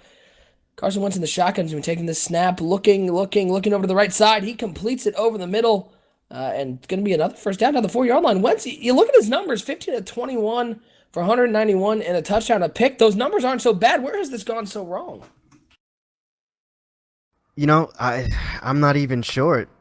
The Giants got off to a 20-0 start out of the gate, and I honestly don't think they were able to ever make it back into this game. Well, that's a touchdown right there. A little pitch and catch out of the backfield, and just like that, we're back to a 2-score game? Yeah, 15 points, 34-19. Maybe. 34-20. Yeah, the 16. They we'll see. It's 15 points. Why are they going for 2? Why are they going for 2? Maybe he doesn't have faith that he can make the kick because he's missed quite a few. Well, now he's got to get a 2-point conversion anyway. I'm so confused. All right. Hey, you play your game the way you want to, folks. It's all up to you. Avatar DCUO, clearly one of the people who's an optimist, looking at that glass half full, saying, when are the devs going to work on defense? Sonny, you talked to the devs. Did they just forget about defense? Is that... Defense has been worked on. We've got the new press mechanics. You can shade inside, outside. You can force guys towards the strength of your defense. You press somebody on the outside in a cover 2, force them back inside. Hopefully that will work. We talked about the zones earlier. Expect a patch on that probably down the road. Maybe, sorta. Yet to be determined. We'll see. We're gonna get more. We're gonna get more time to play the game, more sample size. I mean, again, we're basing all of our judgments on less than 10 hours of gameplay. So, we'll get a better feel as to what does and doesn't work. All we're going off of is first impression, so you never know what we'll find. We found some weird stuff, especially as patches come out. Sonny can attest to this. As the patches came out, it always seems like things get fixed, and that makes you notice some of the other things that don't work. It's always a work in progress. Yeah, exactly. Those patches come out, and we got one late last year that made running went from being really kind of easy last year to getting really tough there towards the end of the year. Things are going to change throughout the year. Obviously, you have the three different tuning modes now to make some changes, as there's a dangerous throw there that could have gotten the Eagles back in the game, but instead they dropped the interception. But those tuning changes, you're going to feel like you're playing a different game later on. 3rd and 12 now, 4 minutes to go in this game, folks. We're taking you right up to our 5 o'clock game, which will be our very own Lip, the co-commissioner of the NBL. He'll be facing off against a host of the new Building the Franchise Jacksonville. It used to be Building the Franchise New England. Heading over to Jacksonville, Unisolated. Taking on Lip. Sonny, Unisolated, good friend of mine. Love the dude. Have to say, he's got no chance in that game. Yeah, pretty much no chance in that game. I wonder, do we have a do we have any sort of mercy rule in that, or the game does ask for it apparently. Well, we may want to institute it there for that game. They just want to click the yes button. Do you want to give up? Yeah, I'm good. I'll see you later, guys. As Philadelphia still in this game, after the conspicuous 2-point conversion. A little surprised they went for the 2 there, but kicking apparently has been an issue in this game. They're down 15. Quick score here. You never know what'll happen. Everybody has all 3 timeouts. 3:30 to go. And we're going to give a big shout out while we have a moment to our sponsors, Daddy Leagues, LeagueCrawler.com, and of course Web3KS.com, our pregame and graphics sponsor. Appreciate all 3 of those fine establishments for helping us put on this tournament, this 12-hour stream, this 4-day tournament, and appreciate all the stuff you guys do for CFM. These are 3 of the best companies out there.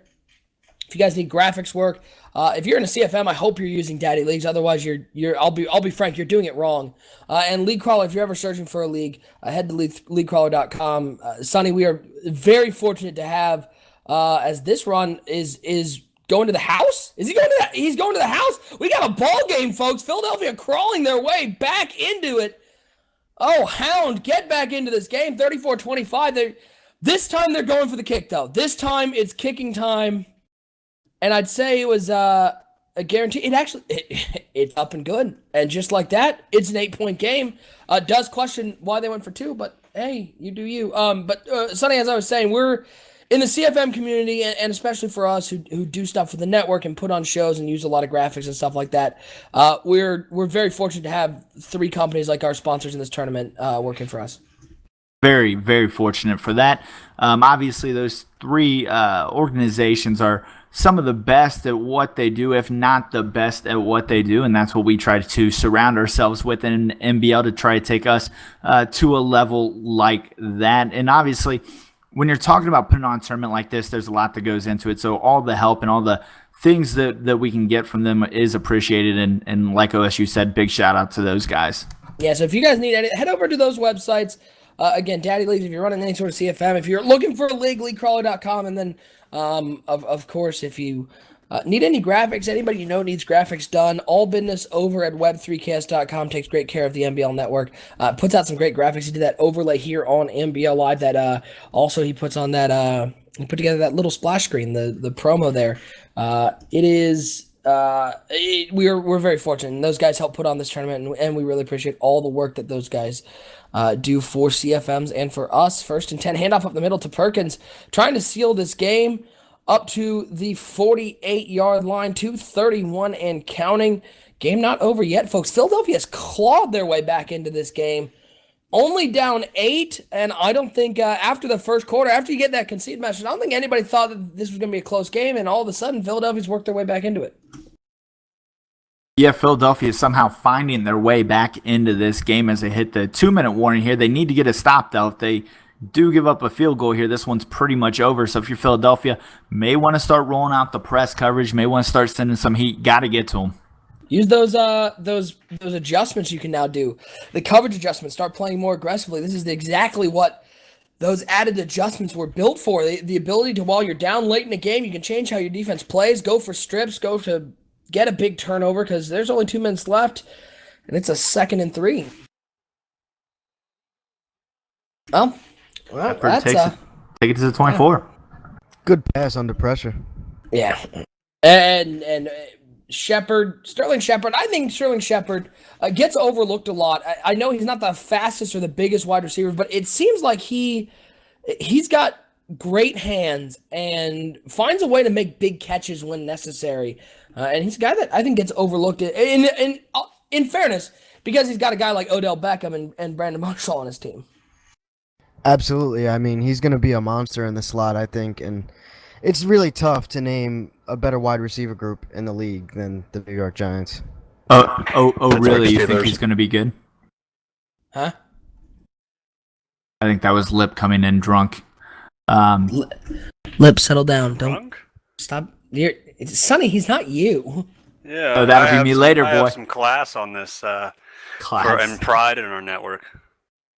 So Lip, you're 15 minutes away. You're gonna be on this live stream. You're gonna be playing unisolated. What are you looking to do after you go up 35-0? Oh, I'm probably gonna give the controller to Bella, and I'll take a nap. She can take over at half. Bella is his dog, for those that do not know. Not a person with thumbs. That's the point. Perkins, big room on the left side. Paul Perkins. I think everybody will know his name from now. He into the end zone. Another touchdown. New York extended their lead. And this one, the fat lady, I think is singing. I'm pretty sure she's singing at this point. Singing? Are you singing, Star? Got him! Called you a Ha fat lady. ha ha. Good one, Lip. What was a good one? Lip. Hey, Lip, good one. Thank you. I'm here all day. But yeah, Oh. the fake field goal! Looking to rub it in! It didn't go well. And I know fake field goals going poorly, and that one did not go well. You know what's funny about that? No, nothing? I know what's funny. It's now a 14-point game. So, see, this was the plan the That's whole funny. time. Go for the 2-point conversion. If you don't get it, you know they're going to fake it later. You Right. suckered them in. Exactly. Got him. That's a long con if I have ever seen one, folks. Appreciate everybody tuning in. Again, make sure you stick around for tonight. We got some great games going on. Hit that subscribe button down below so you can check out all that NBL great content, all of our streams over the next couple days for this tournament. You're not going to want to miss the championship games. It's now a 14-point game, but New York has the ball now after that interception. Goodson's second one. That one's over. All right. Yeah, Giants. Sproles was by himself in the flats. No one anywhere near him. There was somebody near whoever he was thrown to there. Do we have another game? I think a game just kicked off, actually. Yeah. And Hitman, 2 guys of the grid. Yeah, why not? Let's run over to that one. I mean, unless people really want to watch the last minute 23 of this kneel down. So, we can flip it over there. We'll flip it over there till Lip and Unisolated get all set up at 5 o'clock. Again, we'll be doing this, especially in the evening as we hit the 9 o'clock hour. I think we have 7 games going at 9 o'clock tonight, so we'll be bringing you whatever games are the best, whatever action is the best. So this one looks in the books, though. It looks like NBL's own Bananas will be going into the second round with a victory here as it's up. All right, cool. Let's watch that bad boy. I should probably pull the stream up too, right? I know how to do my job. All right, more Madden 18 action, folks. Flipping you over. Carolina, 10-0. They are on top as this is another battle of 2 guys in the grid. Constable Krim, he is the Carolina Panthers. Hitman is the Pittsburgh Steelers. You're the Pittsburgh Steelers. Who would ever like a team like that? Lip, comments. Yeah, just Only fools. people like to beat people named Star. Yeah, well, we were talking about this earlier. As a deep pass over the right side is incomplete from Ben Roethlisberger. But we were talking about this earlier Is it true, Lip, now that you're here, that Star owns you? I mean, Star has beaten me. Okay. I was just checking. How many times? I don't know. Is it true? I think the same number of championships I have. Wolf. Here's the question, though. Do you own Sonny Weaver? Oh, yeah. Okay, just making sure. We were just confirming. And Sonny agrees. In Sonny's defense, he's actually trying to get back into the division, so I've Very gained true. at least a little bit of respect for him again. I agree, but I have a nickname for Sonny that I can't say on the stream, but okay, Delvar Throw it out there. Delvar just did it for me, but yeah. You better hope they can't hear you. All right. Oh, you must have it. So I saw this go south once before. I would like to point out the last 15 seconds makes us sound like crazy people waiting for Delvar to say something that they can't hear, and we're like, oh, we're just talking to nobody. Awesome. Also, in our group me chat, funny typo. Bob says, great stream, guys. I can't stay up anymore. I'll check out the rail end in a few hours. We are not putting on a show like that. We don't start rail end. No. Just Madden 18. Well, I mean, actually, if you turn into Steelers versus Cowboys at 5, you might see a Settle railing. down. No, but Chunky was the Cowboys that went so well for him. As on 4th and inches, they go for the sneak, He's and short. I don't think he got he's it. short. Wow. What? No way. Wow, that is No a generous way. spot if I have ever seen one. No way. Stop dancing. Settle Throw the down. flag. Throw the challenge flag. Come on, There's Ron no Rivera. way he got that. It's that Pittsburgh favoritism. That's Ben's 275 weight carrying him over the line. 275. Them triple quarter pounders. In the chat, we got Rams will be a sleeper this year. Gurley going to break out, and with Watkins, keep your eyes on them. I think no doubt the Rams getting Sammy Watkins. Boy, can we talk about for a second how bad you feel for anyone who took the Bills? Because things are not going well for the Bills. They have lost the majority of their team, and a guy like Sammy Watkins is now in L.A. That Bills team is thoroughly depleted. Yeah, the silver lining, though, is they have 3 picks in each of the first 3 rounds. So, I mean, you could rebuild that team. It's going to take a lot of work, but it can be done. Yeah, it can be done. Tough, but it can be done. Third and 2 after that 2-yard gain. Luke Kuechly with the tackle on that one. Kuechly absolutely insulted after being dropped from a 99 overall to a 98 overall in this year's game. Obviously, he will be much worse than last year. That 1 point, we've heard that there's a difference in players if they drop in overall. We can see the difference. So maybe we'll see what Luke Kuechly does as a 98 overall instead of 99 is on 3rd and 2. It's a quick pass underneath. And Lip, it's your favorite target. Martavis Bryant with the catch and a first down for the Pittsburgh Steelers.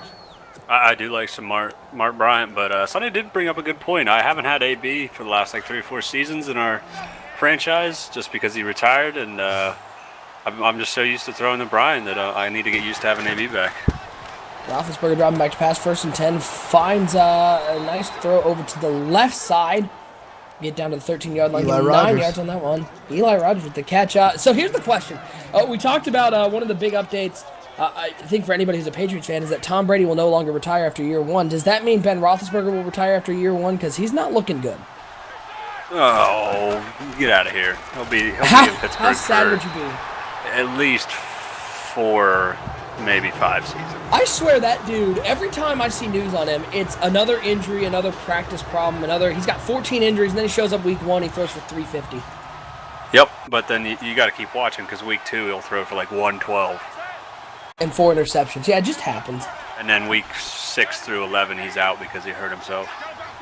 3rd and 1, big formation here. 3 tight ends. It's a handoff to Bell right up the middle. I don't think he got it, but I didn't think the quarterback sneak was good. Maybe another generous right. spot. Oh, there we go.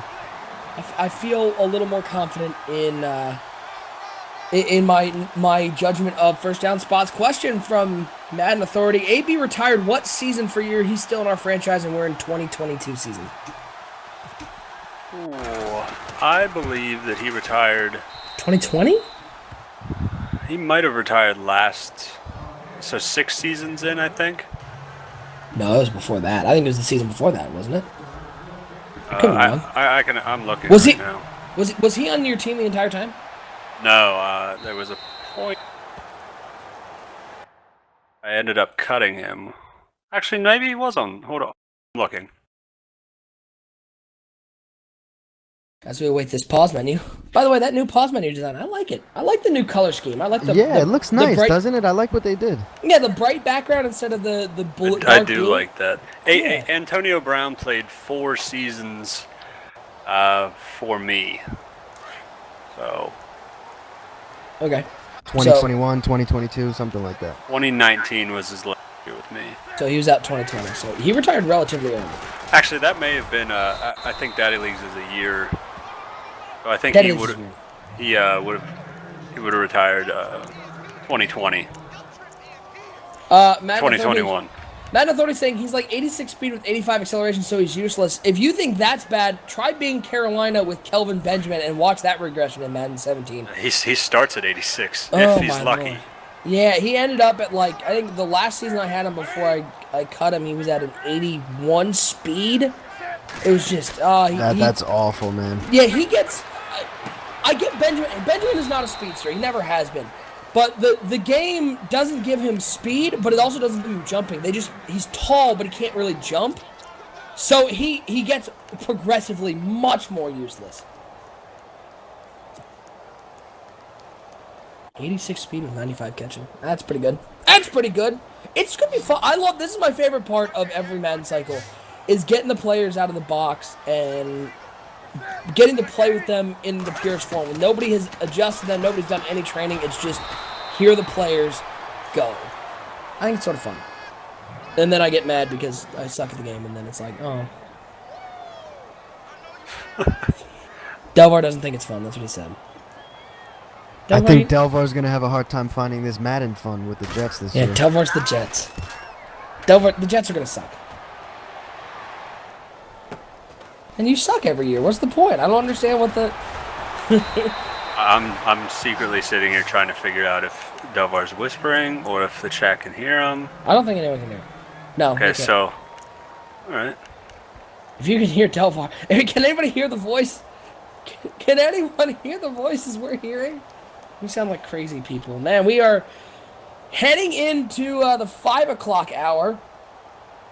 Lip's about ready to get on and play his game, and the stream continues. Lip, I hope you lose. We're working to the halfway marker, and Z-Star giving the... Thank you.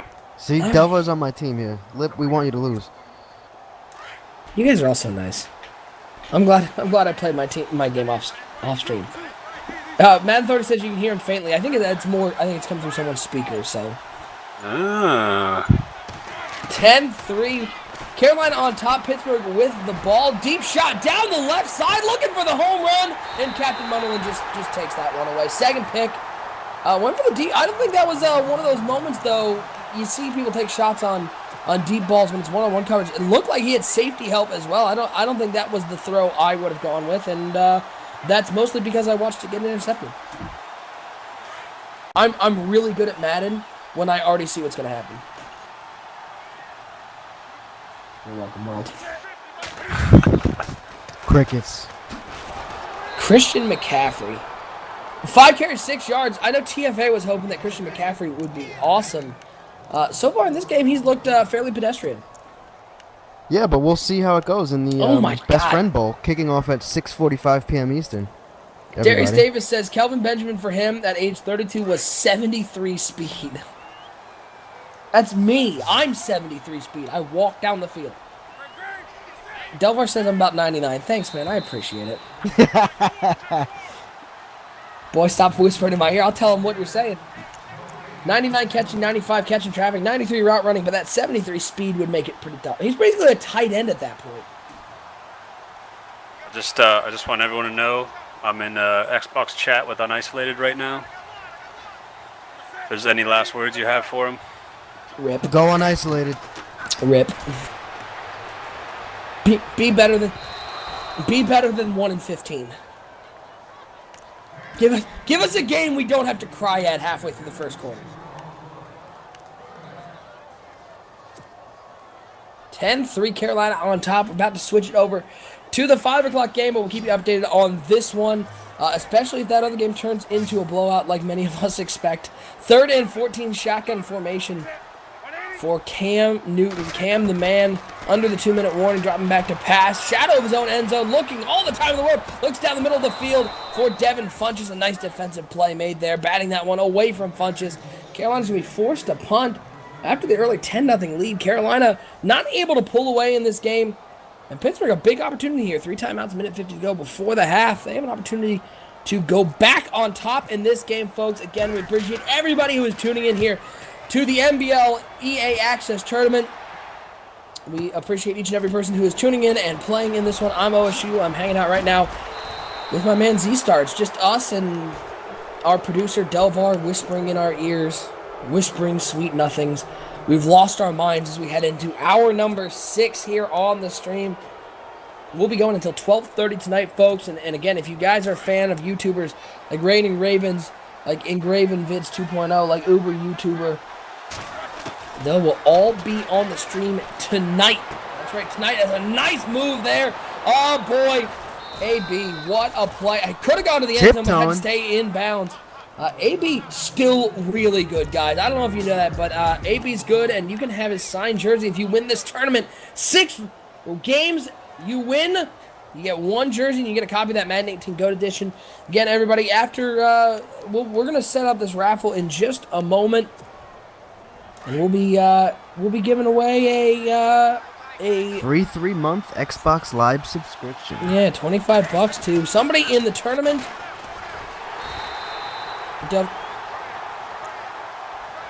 Cool. So we're going to keep it on this game until that game is up. So why don't we do that drawing right now? Drum roll.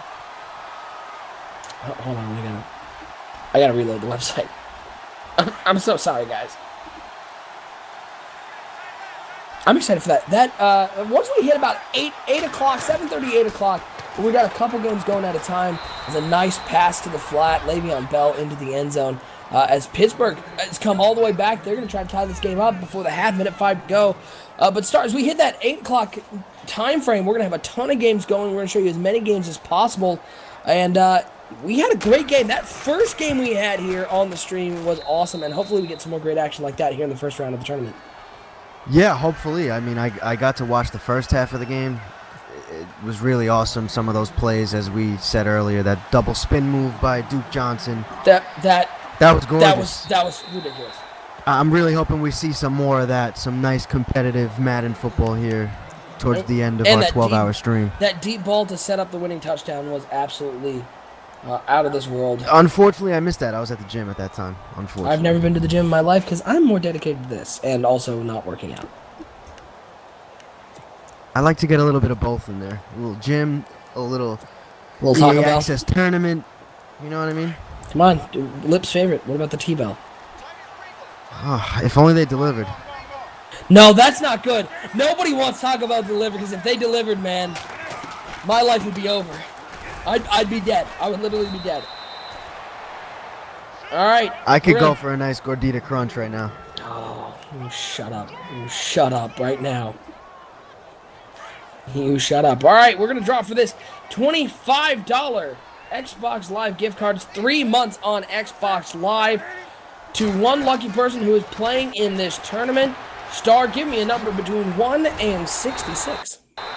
65. Shout out to 65. Let's see who the winner. It is XX Charter 04XX. Congratulations, you have won an Xbox Live gift card. 3 free months on Xbox Live. That's my opponent tonight, too. Yeah, so he's got some good mojo rolling for him right now. Yeah, he's got some momentum coming into the game now. So, Charter, congratulations on the win. You'll be taking home that 3-month Xbox Live gift card. Go ahead and hit me up on GroupMe in the tournament chat, and just DM me your address, and I'll get that shipped off to you. So another prize down. We still have that copy of Madden 18 to give away later tonight, as well as we got some T-shirts. We got an NBL hoodie to give away. So if you're in the tournament, a lot of chances still to win prizes. Stay tuned.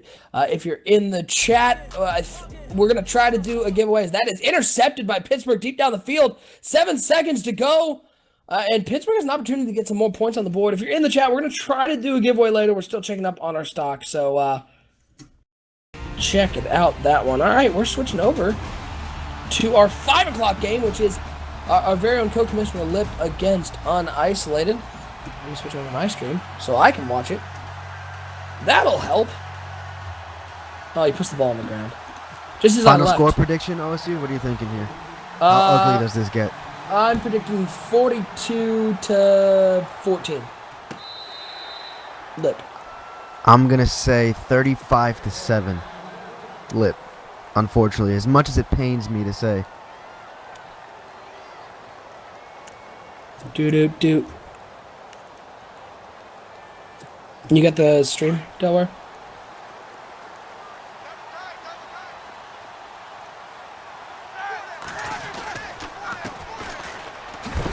Man, oh man. First Fumble! play of the game, Le'Veon Bell with a fumble, and the Dallas Cowboys recover. Did I say that I thought it was going to be 42-14 Lip? That's not what I meant. Yeah, I got it. Ask me at the end of the fourth quarter. I'll let you know what my prediction is. OSU with the old walk back. Man, I almost. Well. Oh, look at the big fella. Unisolated, trying to prove everyone wrong. A little shake and bake and Swain into the end zone. Dallas up early. What a move there. I am so sorry I ever doubted you. Don't mess this up for me. I'll be honest, when Prescott was driving back to pass, I almost called him Kevin Womack. Yeah, look, get the controller back from your dog, Lip. This is not the moment. 7-0. Dallas on top early. Everybody predicting Pittsburgh to win this game. Our own co-commissioner, Lip, multi-Super Bowl champion in the NBL, and Isolated, coming off a 1-15 season. Maybe he can pull off the Dallas Cowboy magic. Who knows? You never know, especially with that team. So much talent on the Dallas Cowboys. You never know what will happen. It's going to be Roethlisberger dropping back to pass here on 1st and 10. Blitz is coming. He's able to get it off. Great so coverage. Far, early in this game, this Dallas Cowboys team, very talented.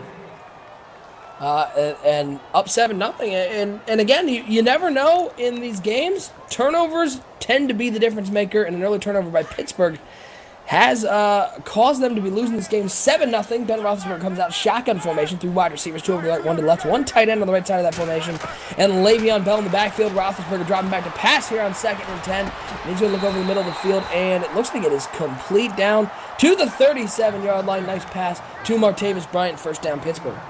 Great protection there. Ben Roethlisberger was able to sit in the pocket, scan the field, and found his receiver over the middle. 1st and 10 for the Pittsburgh Steelers. Roethlisberger in the shotgun, driving back to pass. Looks over to the left side. It is complete. That little seam route over the top. A nice pitch and catch there from Ben Roethlisberger. That's a tough throw to make. Finding Eli Rogers for 25 yards. You almost can't see him behind the linebacker in coverage. You just got to put it into space and hope your guy can come up with the catch. That's Ben Roethlisberger being the elite quarterback that he is. And once again, we're seeing cover 2 and this Madden get exposed over the middle. Deep. 1st and 10. Wow, what a catch in coverage. Taking the contact, coming up with the catch. Going down, James with the catch, 6 yards. Bring up a 2nd and 4 for the Pittsburgh Steelers. And they may have fumbled the ball early, but Star, we've watched enough of Lip's games. You can never count him out, especially when he's the Pittsburgh Steelers. Absolutely. He's a multi-Super Bowl champion for a reason, and we got to look out for Jesse James. I spoke with Lip yesterday, and he was raving about this guy in the couple of games he played last night. 2nd and 4, Roethlisberger dropping back to pass here. Looks over to the left side, has a man wide open, and maybe got a little too carried away. Yeah, that was Antonio Brown over there, and yeah, I think he might have dropped the controller. The dog might still be playing. I'm not quite sure as that one just sails out of bounds. It's going to have a 3rd and 4 for the Pittsburgh Steelers. Looking to answer that early touchdown by the Dallas Cowboys. Ben Roethlisberger in the shotgun, empty backfield, 5 wide receivers. Roethlisberger dropping back to pass here on 3rd and 4. Rush is coming, he has to get rid of it, and he finds Martavis Bryant over the middle of the field. It is complete down to the 3-yard line, and Martavis Bryant continues to be a steadfast stalwart in Pittsburgh. Sure hands, and he is athletic to get away from this very talented secondary of the Dallas Cowboys. And now they have an opportunity to answer that early touchdown. They're on the 3-yard line. Roethlisberger in the shotgun with Le'Veon Bell. They're throwing it again. They're throwing it to Martavis Bryant again. And Martavis Bryant, he's got a touchdown. Pittsburgh answering the early touchdown by the Dallas Cowboys. But the star, if you notice in that one, Le'Veon Bell, no touches there. I think they might be a little hesitant to give the ball back to him after he put it on the ground.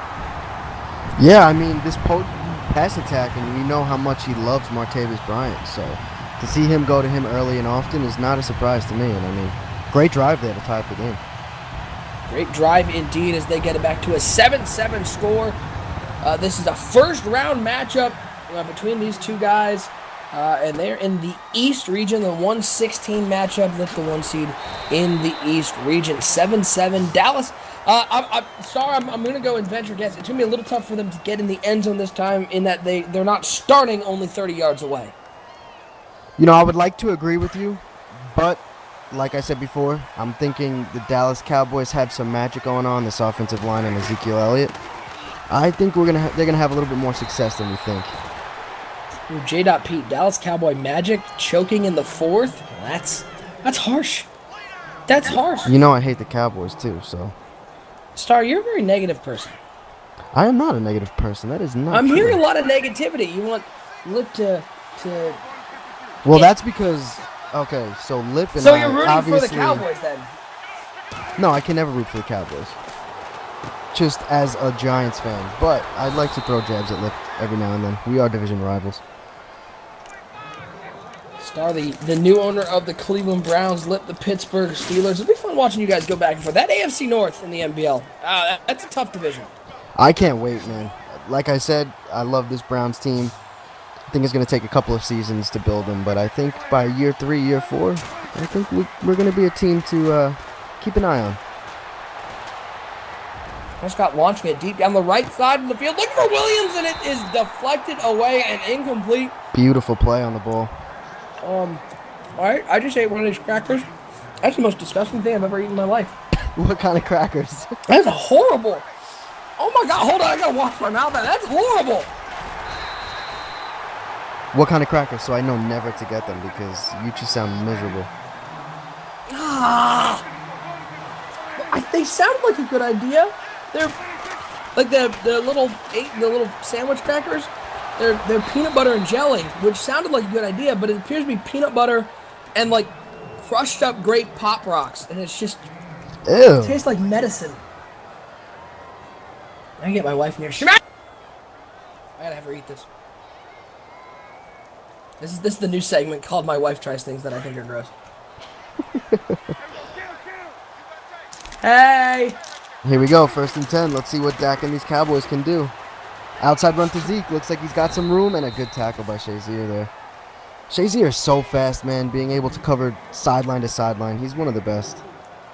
Oh, she's got the same look I do. Do not care for that one? Oh, no. I don't have, no, I got nothing. Oh, she's spitting it out. It is not good. Folks, dangerous throw there from Dak. I thought that was a pick. It's really bad, right? Yeah, it's really bad. And here in the background, we have OSU talking to his wife about these Pop this Rocks is Cracker Taste peanut Test.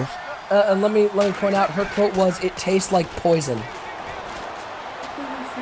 It tastes like how poison smells. Interception for the Pittsburgh Steelers, skying up for that one. Yeah, Great I thought it was a pick good on the idea. ball. That comeback route was open. What a play by William Gay to get up and snatch that thing. All right, so it's a no-go on the Crackers. Good talk. Yeah, that was So if anybody's interested in buying the Lance great peanut butter and jelly crackers, just avoid it unless you like the taste of poison. How do you know what poison tastes like, OSU? Tell us that. I am very unlike. People try to poison me all the time. Hashtag poison OSU. Don't start that hashtag. Don't start that hashtag. Ben Roethlisberger in the shotgun, 1st and 10, dropping back to pass all the time in the world until there wasn't any time. That sounds like a deep comment, but really it's incredibly stupid. But it's an incomplete pass. Come bring up a 2nd and 10. Yeah, great coverage on that play. Only a 3-man rush, hence why Ben had so much time. But because of the coverage, they were able to get some heat eventually. Yeah, I got to give a big shout out now to all the people who are helping out with this tournament, including our runners, Z-Star, one of our lovely runners, but of course Star, N-Train, Gub, and Porter. Appreciate all the work you guys done, help putting this together, getting all these games scheduled, and a big special shout out to the guy who's playing right now, Unisolated. Really helped a lot with this tournament, helped me test out some ideas, and a big shout out to Unisolated for all his help. And also got to give one more shout out to our Commissioner Bomber. I know he is under the weather right now and can't be on stream, and hope you feel better, big dog. I know you wanted to be on the stream and be a part of this 12-hour stream, but sometimes you just can't.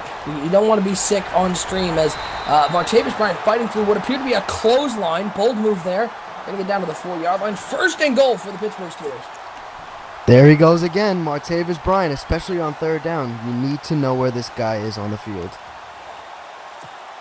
I'm still trying to get that taste out of my mouth. Horrible. Drink some milk. Ugh.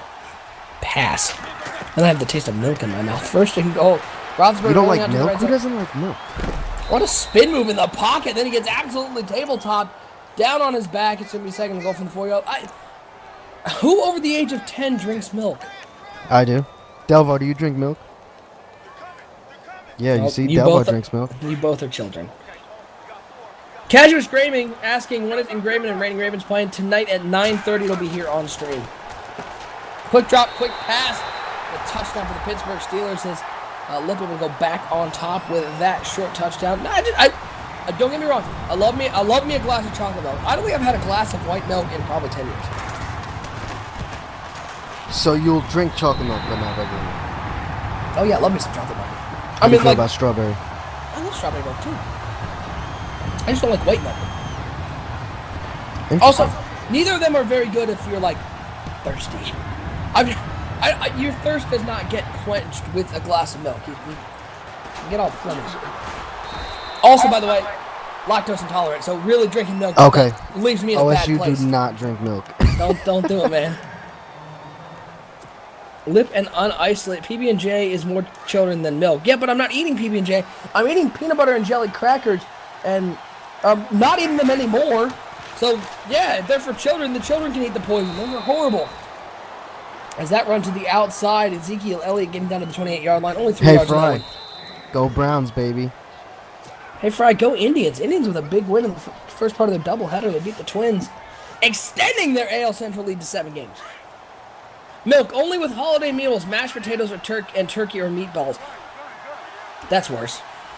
No, that's worse. That's worse. I don't want milk with mashed potatoes. Homer, you weirdo.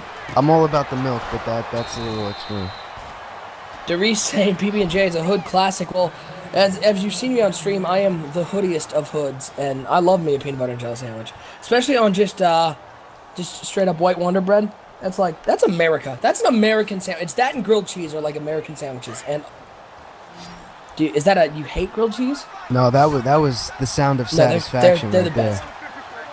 We went to last night as we continue watching this game and continue on Food Talk 2017. As that one somehow intercepted. What a catch there by Bud Dupree, able to sort of snag that one out of the way and doing the same dance that everyone's doing in this game. We went to a German restaurant last night. I had a German grilled cheese, which was apparently a grilled Swiss cheese with sauerkraut and bratwurst cut up in it. That sounds amazing. It was fantastic. I mean, if you don't like sauerkraut, then... No, that sounds great. I'm hungry, man. I haven't eaten today. I ate in my little hour break. I made myself an oven-baked pizza. It was adequate. I like DiGiorno for the oven-baked pizzas. They're all right. Now, my favorite oven-baked pizzas, if anybody has Meyer near them, the Meyer store-brand pizzas are the best pizzas ever, that are, oven-baked. I love those. I've never heard of it. I don't think they have it down here. Now, what a catch, and then a great job deflecting that one away. And that's one of those new animations I've seen a couple times on deep balls. I think they got really creative in creating some realistic animations for swats and creating more deflections and ripping the ball away once the receiver has it in their hands. It's not quite as automatic that it's going to, once the ball is in the receiver's hands, it's going to be a catch. So great job by the EA developers. I love seeing those new animations and seeing new ways, as Le'Veon Bell breaking a couple tackles, new ways that people can get deflections and make sure that receivers don't get catches. Yeah, that animation is cool because it does look like a 50-50 ball. It looks like both the receiver and the defender have their hands on it. So it's interesting to see who's going to win that matchup. Kai Brown the GOAT, what is going on? Homer with, I think, the way that everyone feels. I'm excited about a PB&J and go to make one. All I have left is the end pieces. No thanks yet. No one likes the end pieces of bread. And Delvar says that Delvar says yes to the end pieces. And Delvar also, wait, he's saying something. He's saying I'm a communist. Cool. Delvar's a communist for liking those end pieces. At least he admits it, folks. Oh, that's a good throw right there. Thread the needle, Big Ben. Yeah, that's a beautiful throw. Pittsburgh looking to extend their lead. They're up 14-7 right now after an interception by Dak Prescott. Roethlisberger dropping back to pass. Looks over to the left side and hits Brown right in the tuchus. It's never good pass. See, if he throws to Martavis, it's a touchdown. Lip, just stop throwing to Antonio Brown. Go to Martavis. You'd think he'd know how to do that because he loves Martavis Bryant. That's his guy. I'm sorry. I got to take a moment. Doris saying syrup sandwiches. I'm sorry, what? You, my friend, are a sick individual. I don't... What is a syrup sandwich? Is it just syrup on bread? Somebody answer this for me. What is it? What? I barely like syrup on pancakes. 3rd and goal for the Pittsburgh Steelers. Coming out, looks like 2 wide receivers and an I formation. Bell at the top of the I. Roethlisberger driving back to pass. Looking for the goal line fade. And well, that did not go well. That was one where I'd like to see the target passing there. You beat me to it. That's exactly what I was going to say. Yeah, it seems like that would be the moment. Just stick that little icon in the back corner of the end zone and throw it up to your big dog. And Martavis Bryant, we're raving about him this entire game. It's He's a fake! pretty good receiver to throw a fade route to. Oh, they went for the fake. It did. Dallas, smart, unisolated, knows the conniving mind of Lip, and put that safe field goal block, and they did end up running the fake, and it ended up going about as well as you expect when the defense is expecting it as a nice slant route there by Dak Prescott. He's going to get up to the 13-yard line, and they're going to use that hurry-up offense, try to get down the field. 4:07 and counting to go here in the first half. First round matchup in the East region as the handoff is to Ezekiel Elliott over the left side. Can get up to the 15-yard line. Folks, we will have updated brackets for you. Around 6 o'clock, we're going to be switching over producers, and we will have the new brackets up so you guys can see where we have gone so far in this tournament. And so that also means runners, if you are watching this, please send me all the results for games inside your region. I think the majority of the games that we have were on stream, so there shouldn't be too many. But if you have additional results, send those to me so I can update the brackets. And we can all see where we're going here in the first round of this tournament. We're getting underway. It's just getting underway, folks, as we're here in hour number 6 of our 12-hour stream. And the best part about all this, Star, is we finally get our hands on Madden 18, and in just a couple short days, we're going to be able to play it as much as we want, because if you got that GOAT edition, you get it 3 days early. Absolutely. I'm so excited. I mean, what a time for the Madden community right now. This EA Access tournament into the GOAT edition, into the official release. I can't wait. Yeah, no, I think it's going to be fun to be able to lab. The 10 hours, I mean, don't get me wrong, we all love having it here now, but it is a little limiting. Considering you have so much limited time, you're trying to get as much information as you can, or you're just getting 18 accounts and paying for it. So, Homer's got the hashtag #EndOfLoafDelvar. It's nice. That's nice. It's got a nice ring to it. 2nd and 8 for the Dallas Cowboys. Dak Prescott driving back to pass, looking over to the left side. That one was never going to be completed. I don't know why it was thrown. Bryant coming back to make the catch. Ross Cockrell with the interception, but what in the blue hell was he thinking? There was no room over there. There was no way that was going to work out. Nope, and that early 7-0 lead is quickly going downhill, and I think this one's going to get ugly, folks. I'm sticking with my prediction, as I have the entire time. Yeah. 42-14. Ask me at the end of the fourth quarter, Star. Hey, Star, you just shut up. let me send you some peanut butter and jelly crackers, boy. You can try them for yourself. I'll just send them over to Lip and send him a note to eat one before we play. Oh, it's so bad. 2nd and 5 for the Pittsburgh Steelers. Ben Roethlisberger under center. Play action pass. He's looking over the middle of the field. He has Tavis Bryant once again at the 31-yard line. 11-17, 189 yards, and 2 touchdowns for the quarterback. The Pittsburgh Steelers looking to tack on more points before we hit halftime. And there's Big Ben. Beautiful read there. Finds his favorite target deep over the middle and a first down. Roethlisberger dropping back to pass here on 1st and 10. He looks deep over the middle again. And this time he finds Antonio Brown at the 2-yard line. 1st and goal, Pittsburgh. Kyle Matt Miller, slow surrender, the flat killer. He's finally off work, so cool. Like best friends bowl. Best friend bowl, 6:45. Kyle, how you feeling? Feeling good? Feeling nervous? You gonna lose? You gonna win? Tell us how you feel. Give us your thoughts, buddy. Take a seat right over here. Let me check the live schedule. Porter plays at 7. Yeah, so we have this game. 6 o'clock we'll go off stream for just a little bit. We'll come back on. We have a couple games, Claw Wizard versus Round Effect, as well as the Best Friends Bowl of TFA versus Slow Surrender. Those both will be kicking off. Claw Wizard and Round Effect will be right as we're going off, so we'll flip over to that. And then the Best Friends Bowl is at 6:30. And at 7 is... Jesse James, there he is. Yeah, big touchdown. Pittsburgh extending their lead, nobody's surprised. And then at 7 we have Porter versus Notch. Notch, the winner of the first drawing that we did for that MBL custom controller, which is pretty cool. Pretty cool controller. Yeah, I really want one of those. Those are really cool. $3,000 if you want one, buddy. That's called a price hike right there. No. I'll Such pass a on good that deal. one. That's such a good deal. You passed on it.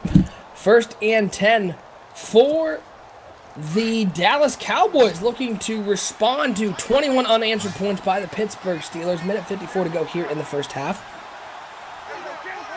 Dak Prescott under center, 2 wide receivers over to the left, 1 tight end to the right. Zeke Elliott in the backfield. Prescott looking. Finds Witten underneath. Jason Witten tries the hurdle and it doesn't work. He's lucky that he didn't fumble that one, but he gets a nice gain up to the 40-yard line. Dallas going to go into the hurry-up offense, looking to quickly get some points on the board before halftime.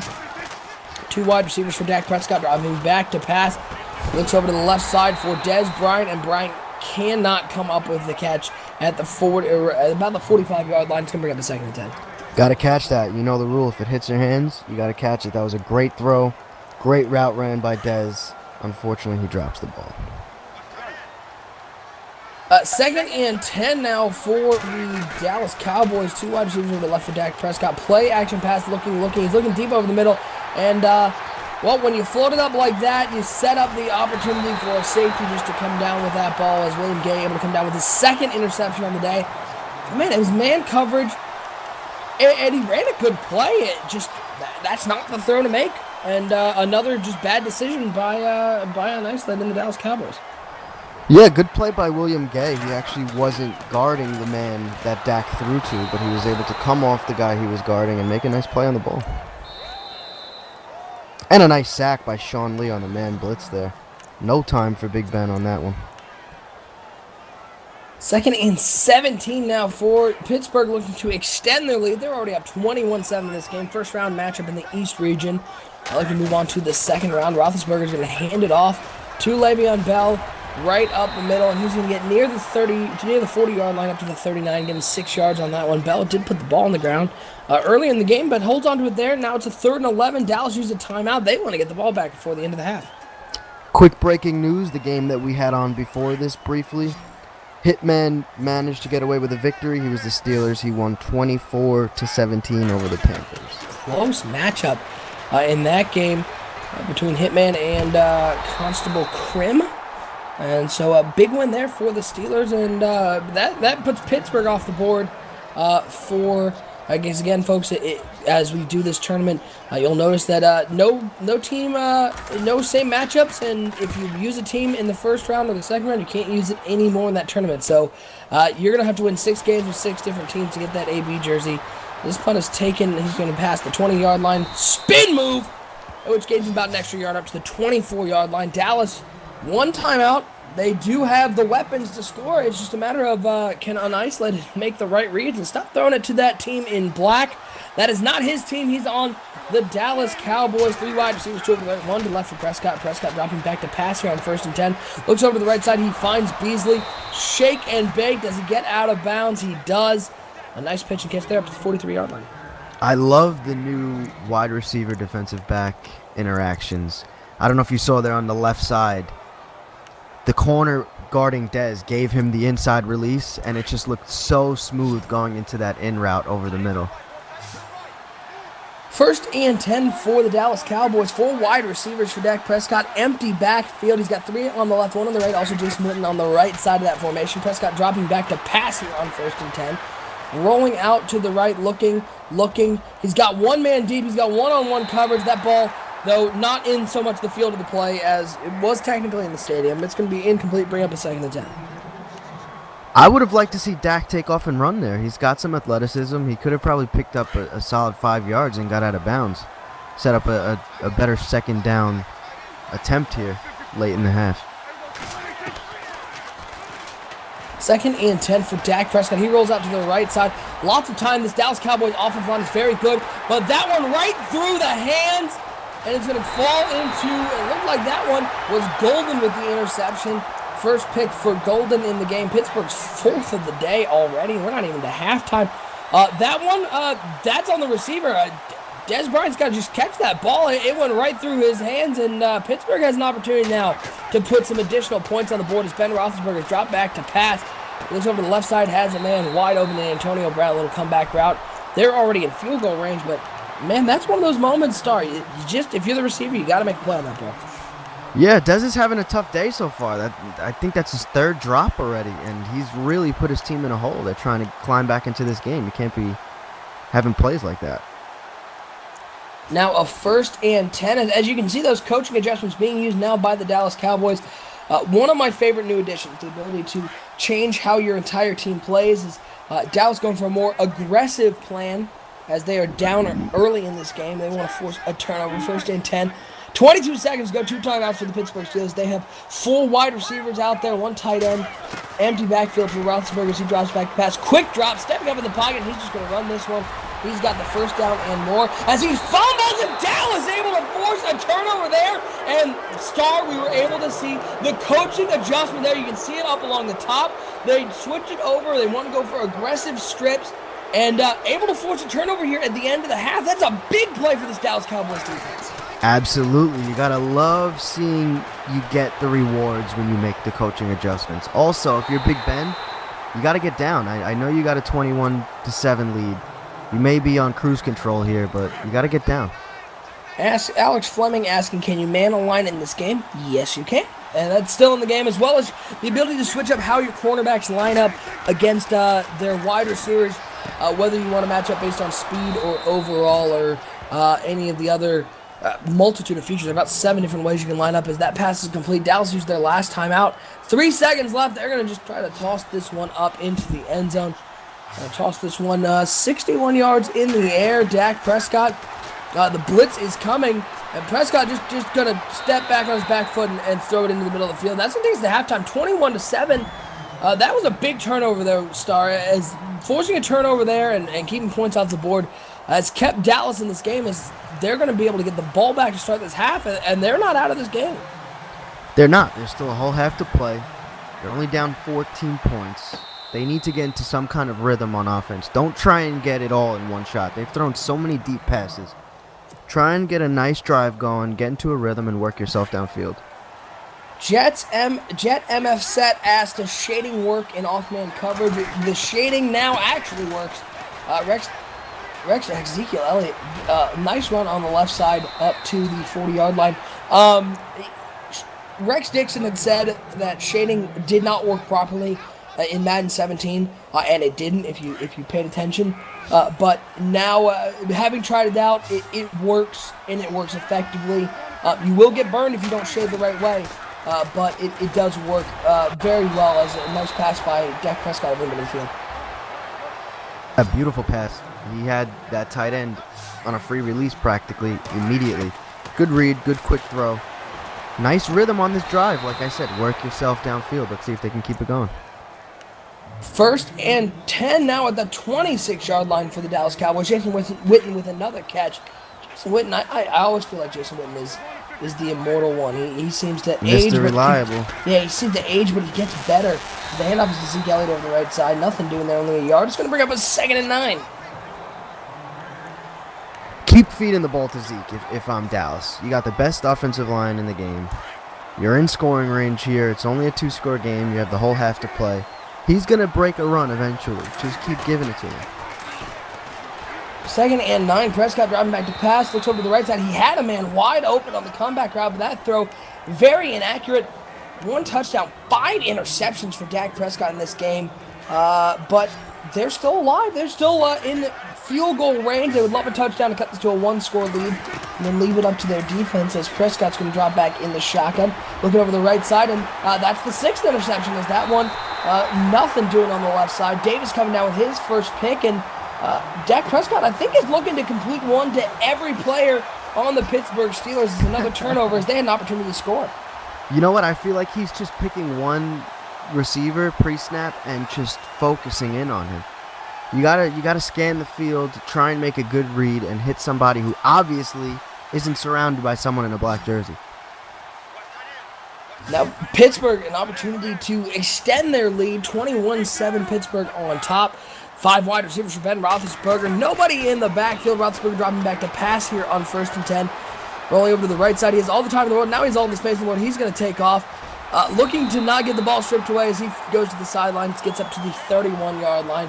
And Roethlisberger, he always seems to use his legs effectively. He is by far not the fastest guy, but he does know when to run, and he knows where to run, and that's what makes him so effective. You drop too many guys off the line of scrimmage, Roethlisberger will punish you with his feet as Roethlisberger can take a deep shot, and he finds Martavis Bryant takes a big hit. It goes down around the 40-yard line as they move into enemy territory. A big first down for the Pittsburgh Steelers. What a catch, I mean, and what a day for Martavis Bryant. It's funny, he's able to make those kinds of catches, but you have Dez on the other side who really isn't able to catch anything unless he's wide open. And a big sack from Lawrence, able to get to Ben Roethlisberger. Hey, take over for a second. I gotta take this phone call. Sure thing, bud. Big sack there by Tyrone Crawford. Great block shit over there. He beat the left tackle, got in cleanly. And sets up a 2nd and 19 for the Pittsburgh Steelers. Big Ben in shotgun formation. 3 wide receivers, 1 tight end. Le'Veon back in the backfield. Throws a little screen pass. He's got some blocking. Little spin move, unnecessary spin move if you ask me, and he's able to get up to the 35-yard line. Big Ben, what a day. 16 of 24, 286 yards and 3 touchdowns. Really just seems to me the Pittsburgh Steelers have completely dominated this game on both sides of the ball. I mean, really from start to finish, Dallas had that one pick 6 early on, but really hasn't been able to do much ever since. And an inside handoff to Le'Veon Bell, and he's gone. And that's a case of the Madden 18 miss hit stick right there. The Dallas safety tried to get in and make a big hit on Le'Veon Bell, completely whiffs, and he's able to take it in for the touchdown, extending the lead to 27-7. Now 28-7 as the Steelers hit that extra point. And a nice drive there, 5 plays, 86 yards. And this game, you know, I don't want to say it's early, but I'm going to say this game is pretty much over. I do not think Dallas has what it takes to come back into this game, especially with what we've seen from them. Offensively, they're really not able to get anything going. They can't get anything going in the run game. Dak is he's missing open throws. His wide receivers, when open, are dropping passes. They're really just a mess so far, which is surprising because a lot of talk coming into this Madden was how good is Dallas going to be. And this is the second time we've seen them here in this EA Access tournament, and both times it's been pretty ugly performance. As you have Dak here, a man in motion, and he looks to hit the corner route, and he does, and it's Swam, or Swam, I'm not sure how you pronounce that name. But a nice little gain there of about 13, 14 yards, no huddle for Dak Prescott. You got 1st and 10 at the 40-yard line. 2 wide receivers, 2 tight ends, Ezekiel Elliott in the backfield. Dak Prescott gets the ball. Looks like he's looking at that post over the middle, and he has it. It's Des Bryant finally gets a catch after a couple of drops, and he beats his man on the outside. Nice play, nice throw. And that sets up a 1st and 10 at the 42-yard line for the Dallas Cowboys. Dak Prescott under center lines up. He's got 2 tight ends, 2 wide receivers, 1 running back, and it looks like he's got Zeke wide open on the flat, but instead decides to go to Witten downfield, and it's picked off again. I believe that's his 2nd interception for Mr. Bud Dupree there, and maybe the 7th interception on the game for Dak. And here it is. I mean, Pittsburgh is on cruise control at this point. If I'm them, just feed Le'Veon Bell and get on with your business. And there he goes. He's got the outside, makes the cut inside, runs over the defender. Orlando Scandrick really got blown up there for about a 13-yard gain on the halfback stretch. Nice run by Le'Veon Bell, really showing why he's one of the best in the league, if not the best.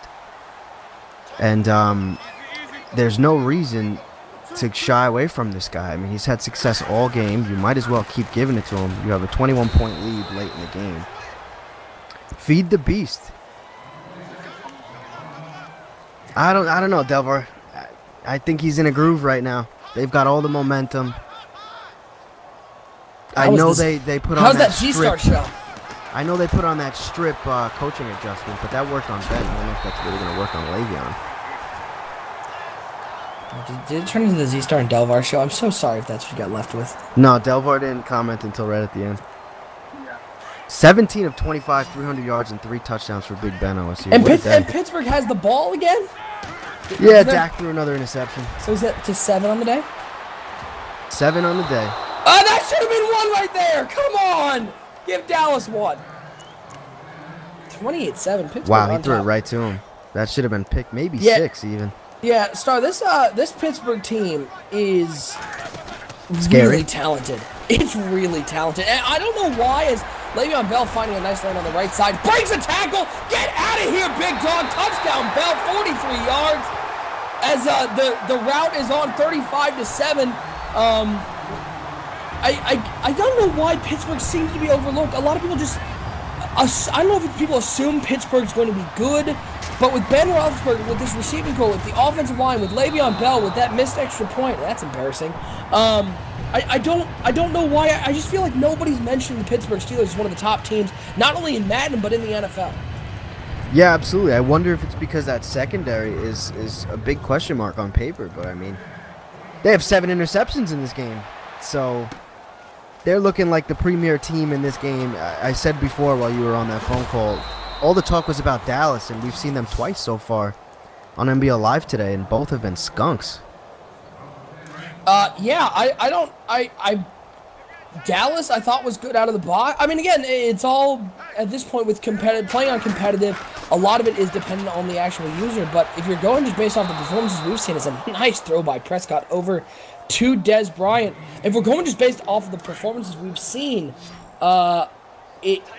it's just one of those you don't want to judge too early. But man, Dallas has not looked good early in this EA access period. As on 1st and 10, a quick throw to Butler.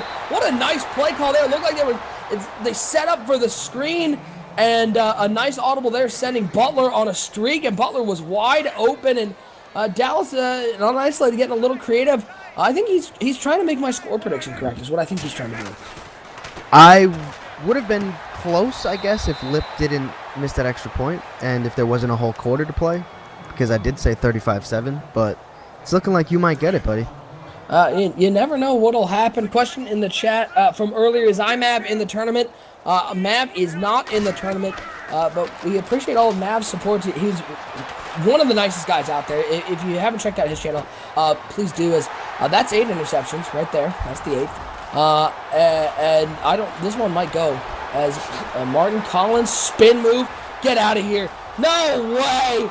Get out of here. Touchdown, Steelers. Oh, my God. That was... I like that celebration. That was beautiful. I like that celebration. The death fall. Davis with the pick. Is not in the tournament, but seriously, one of the nicest guys. Got to meet him for the first time at EA Play. Super supportive of the tournament. He just didn't want to play in this particular tournament, but he helped us promote it. He's a really great guy. So check out his channel. Really nice guy in the YouTube community. Can we talk about what do we name that celebration? Because I want more people to do it. The tombstone? The tombstone. I like that, Delvar. Here's the problem. I'm a WWE guy. I just think of the tombstone pile driver. Like, although that would be cool. Pile drive yourself. Let's get that celebration going. I'm excited to see what they add in terms of celebrations with what we see in the NFL. I'm gonna call it the beached whale. Just the beached whale. 1st and 10 for the Dallas Cowboys, looking to do anything correctly. Play action pass for Dak Prescott and the Cowboys, looking rolling out to the left side. I think he's going to try to take off and get some yards. He is up to the 31-yard line. 6 yards on that play. Going to bring up a 2nd and 4. Finally, I've been preaching for him to do this. Instead of getting out of the pocket and making a throw that you shouldn't be, get your yards. Get your yards and keep the drive rolling. Yeah, and a big shout out. A lot of people asking about our commissioner Bomber. He's super under the weather. Is not going to be able to play on stream. Not going to be on stream at all today. So, again, we send our best out to Bomber. Hope he feels better. Hope he's watching right now. I know he's not feeling good, but lots of love to Bomber, our commissioner. And I appreciate all the help that he had in putting this together. Wouldn't be here without his support. PAFK quick! It goes for 7 yards. An NBL favorite. That is an NBL favorite. Oh, shoot, what? I thought this was like Delaware. I turned off the stream. Like it's been off for the last 4 hours. I wasn't paying attention. 2nd and 4. Dak Prescott looking deep over the left side, and he finds his own receiver. That stat line is ugly. Just don't put that up anymore. 1 touchdown, 8 interceptions. Not what you want to see. Oof. Yeah, that's bad. But a nice catch by Dez. One of the first ones of the game for him. Dez Bryant is an enigma to me. I know he's talented. I just wonder how much... I've never seen him as a guy who's super motivated. Like, he's not a guy who I think... I don't know, maybe it's just because of his antics or whatever it is. It just seems like a guy who doesn't care as... They found a touchdown! Beasley into the end zone. Dallas making my score prediction look good. It just doesn't seem like Dez Bryant, I don't know, always gives his 100%. Maybe I could be wrong. I'm wrong about a lot of things. I don't know, because he's so passionate and he's always going crazy on the sidelines. So I feel like he has that drive. I'm not sure if he puts it to good use or what, but I just feel like he has the motivation if he wanted to, and he is supremely talented. Oh, yeah, no doubt about his talent. And yeah, he does, he has the fire at times. I just wonder if it's there all the time. If he's always, or... Like, I know he struggled with certain players. He doesn't have great chemistry with everybody. So I wonder if he's a guy who struggles to be motivated when he doesn't have the players around him that he wants to. I have no doubt that if he has the players that he wants around him, and especially now, I mean, with I think anybody would want Dak Prescott and Ezekiel Elliott on the same team as them, especially the wide receiver. I just wonder if when he had guys who weren't quite as talented, if he was always given his 100%, or if he was just, it's just tough. It's tough playing on bad teams, and I mean, this gets back into how good was Tony Romo really? How good was he? Because I know he and Dez always seem to be on. Yeah, and this year is going to be a huge test, not only for him but for Dak, especially if the 6 games is upheld for Zeke. Oh, boy. We're really going to learn what those two are about. Big shout out in the chat to our mods. I think our very own Decadog modding right now. Porter is in around it as Dallas gets an interception at the 12-yard line. Smith with the pick. But a big shout out to our mods in the chat, Deca and Porter. Appreciate all the work you guys do, especially during the NBL live season. And now on this 12-hour stream, everybody who's working hard on the network here, much love from myself to all of you guys, because this is no easy task. 12 hours, lots of hard work went into this tournament. And then, not to mention, we got to do another couple days after this one. We got a bunch of broadcasting to do, a bunch of games to come out. We want to give away. Nice high pass right there. Yeah, that was a beautiful high pass. High pass, I think, is one of the most underutilized passes in the game, and if you can find a way to use it effectively, it can be so helpful, especially in the red zone. Absolutely. And you know what? I really want to get the hang of the target passing just for the back shoulder. I feel like that's going to be awesome if somebody could really master that. Yeah. Back shoulder, and the other one I see it on is like corner routes between zones. Being able to put, or any throw that's like in between and a cushion in a zone, being able to put it between the zone. I'm interested to see how target passing works with that, but by far, I just want back shoulder fades to work at least as much as they work in real life, which it doesn't work a ton, but if you've got a big target, being able to just throw that back shoulder fade and throw it to the right spot is important. As Dallas with a big touchdown, Beasley with the deep catch from Dak Prescott. The Dallas Cowboys, I don't know if they're coming back, but they're making it more interesting, 41-20. And everyone knows that after you throw the 8th interception, that's when it finally turns into a game. Shazier was there. It looked like he kind of took himself out of the play, turned around a little too early, but if he kept backpedaling or kept running downfield and then turned around, I think he would have been able to make a play on the ball. 400 yards, 8 interceptions, 3 touchdowns. Now that is what's happening. Nobody has it yet. Now he's got it. All right, well, what is the other game we got starting now? I believe Sonny kicks off at 6 o'clock versus TDMX Maverick, who's a member of the grid. Yes. Yeah, we'll probably flip over to that game. We're going to take down the stream right after this one, whenever we decide to. Oh, I saw the target passing thing. Yeah, that didn't go well. It is a tough thing to learn, though. Star, you've got to play with it. It is tough, but I can see the use of it. Absolutely. That's really going to separate the good users from the elite users, the guys who are able to master that. I mean, I tried it once with Kaiser, and I don't think I'm going to try it again anytime soon, to be honest. Yeah, it is tough, and I'll be interested to see how it plays in simulation mode as well. As that pass incomplete, 3rd and 16 for the Dallas Cowboys. Ball's on the 47-yard line, looking to stay in this game after that onside kick. Prescott dropping back to pass here on 3rd and 16. He's able to get it off over the left side, and that's interception numero 9. That is 9 for all of you non-Spanish speaking folks. I think we're going to get a face mask on that one. Des Bryant with the face mask. Things have gone from bad to worse. It's not getting better here.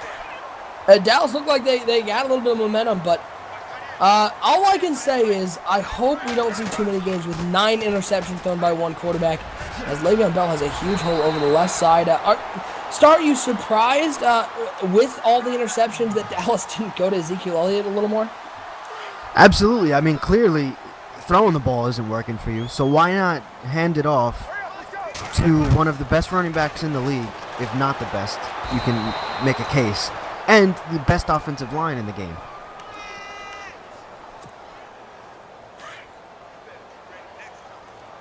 And Delvar throwing shade at Unisolated, saying he's going to miss him in his division. Oh, boy.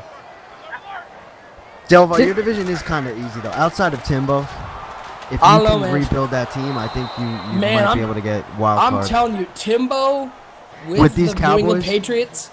Oh, yeah, you're right, with the Patriots. What am I saying? Oh, my Lord.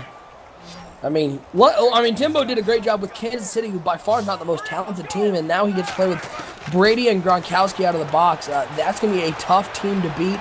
And Delvar, I can't wait to see you in the top 5 of the draft every year as first down there for Pittsburgh.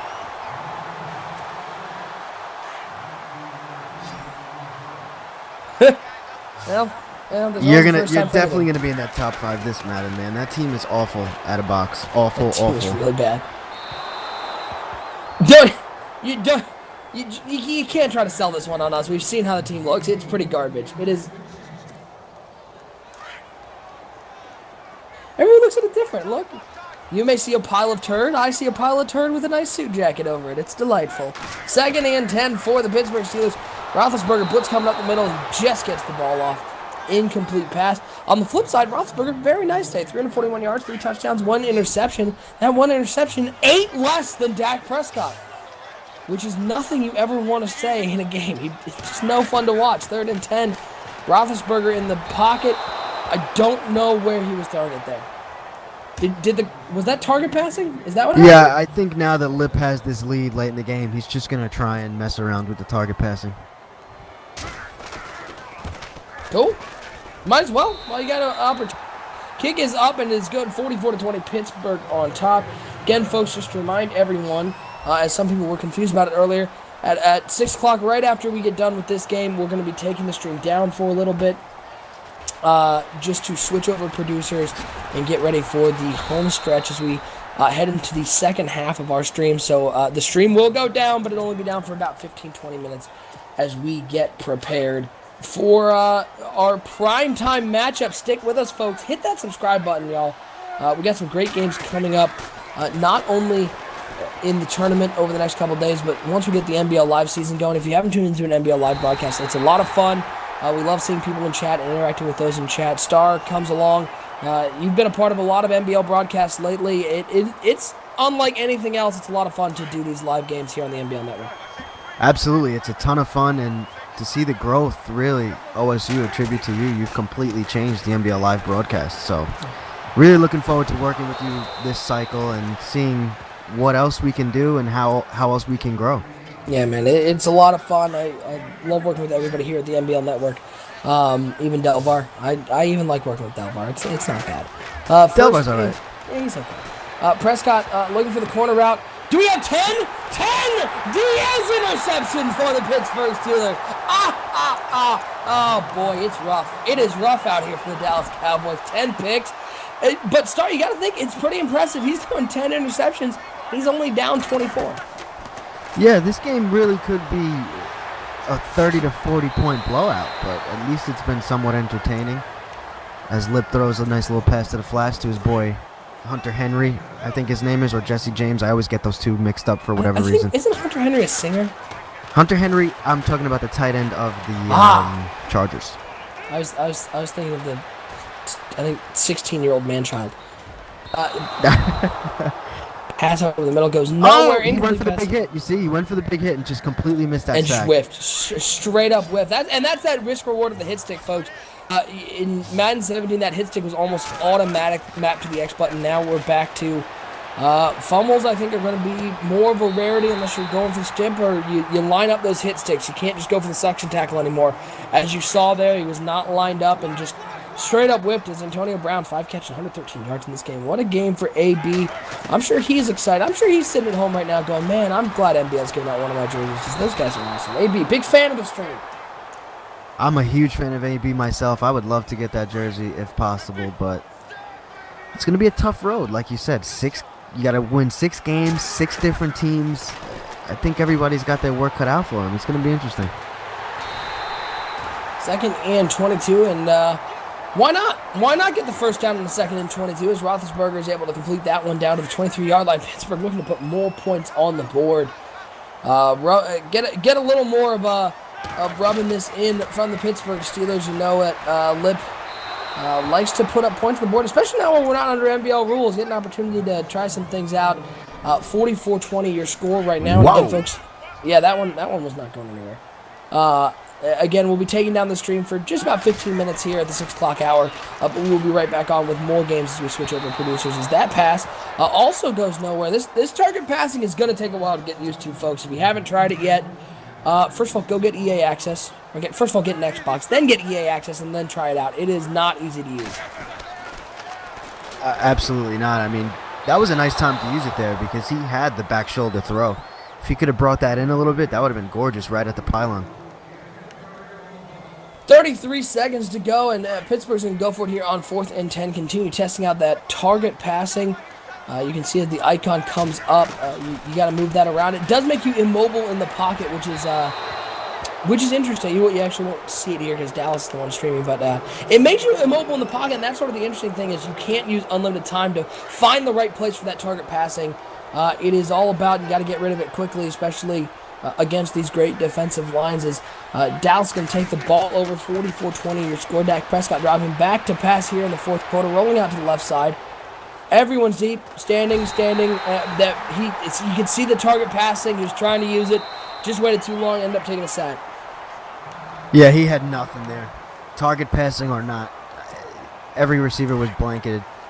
It turns out when you're just running 4 verticals, it's tough to have any sort of deception there. As Prescott's pistol formation, 3 wide receivers driving back to pass. You can see the little icon looking for him, and it's complete. And as you can see, there's an orange icon on the field and a green icon. The green icon is your icon. You're moving that one around, trying to put the ball there. The orange icon is sort of designated as the perfect place to put it if you're trying to get it to that receiver. So you can see the orange icon leading that drag route. To complete it with the target pass, you want to put the green icon right on the orange icon. Almost intercepted there. That was almost number 11. That was almost number 11. So that is something, by the way, Star, we did not see at EA Access. There was not that second icon. It was just the green icon. It was just throw it where you throw it. So they added that after EA Access, or after EA Play, excuse me. Really? Interesting. Yeah, that was not there. There was none of that, like, ideal placement. It was just the icon itself. So I think that's interesting. So it's even harder than it was when you guys tried it out. I don't know about harder, as this game mercifully Oh, that's ends. beautiful. Oh, never mind. It looked like it worked. Yeah, it almost got it. A big win for 44-20 over on Isolated. But it is, I don't know about harder. It different because under the old system, you didn't have, hey, here's where you can put the ball. If you put the icon right here and press the button, it's going to be placed out there perfectly. Now you get that information, but it's harder to match it up. So it's tough, and it's interesting to see the change they made after EA Play. But that is going to do it for this coverage of the EA Access Tournament. Again, don't go away. We're going to go off the air for about 15 minutes as we switch producers back over, get back in our commentators, and get back in for the 6 o'clock and 6:30 games. So again, don't go anywhere, folks. We're going to be off for just a little bit. We're going to head into primetime. Got some great matches coming up. And Star, it should be fun going into the evening. Yeah, we're getting into prime time. There's a lot of games that are going to be on. We've highlighted a few. I can't wait to get down the stretch of this EA Access Tournament. Yeah, man, it should be a lot of fun. Big shout out to the NBL executive producer Delvar for all his work during this section of the stream. Again, going off the air for just about 15 minutes, but we will be right back on with the NBL 18 EA Access Tournament right here on the NBL Network.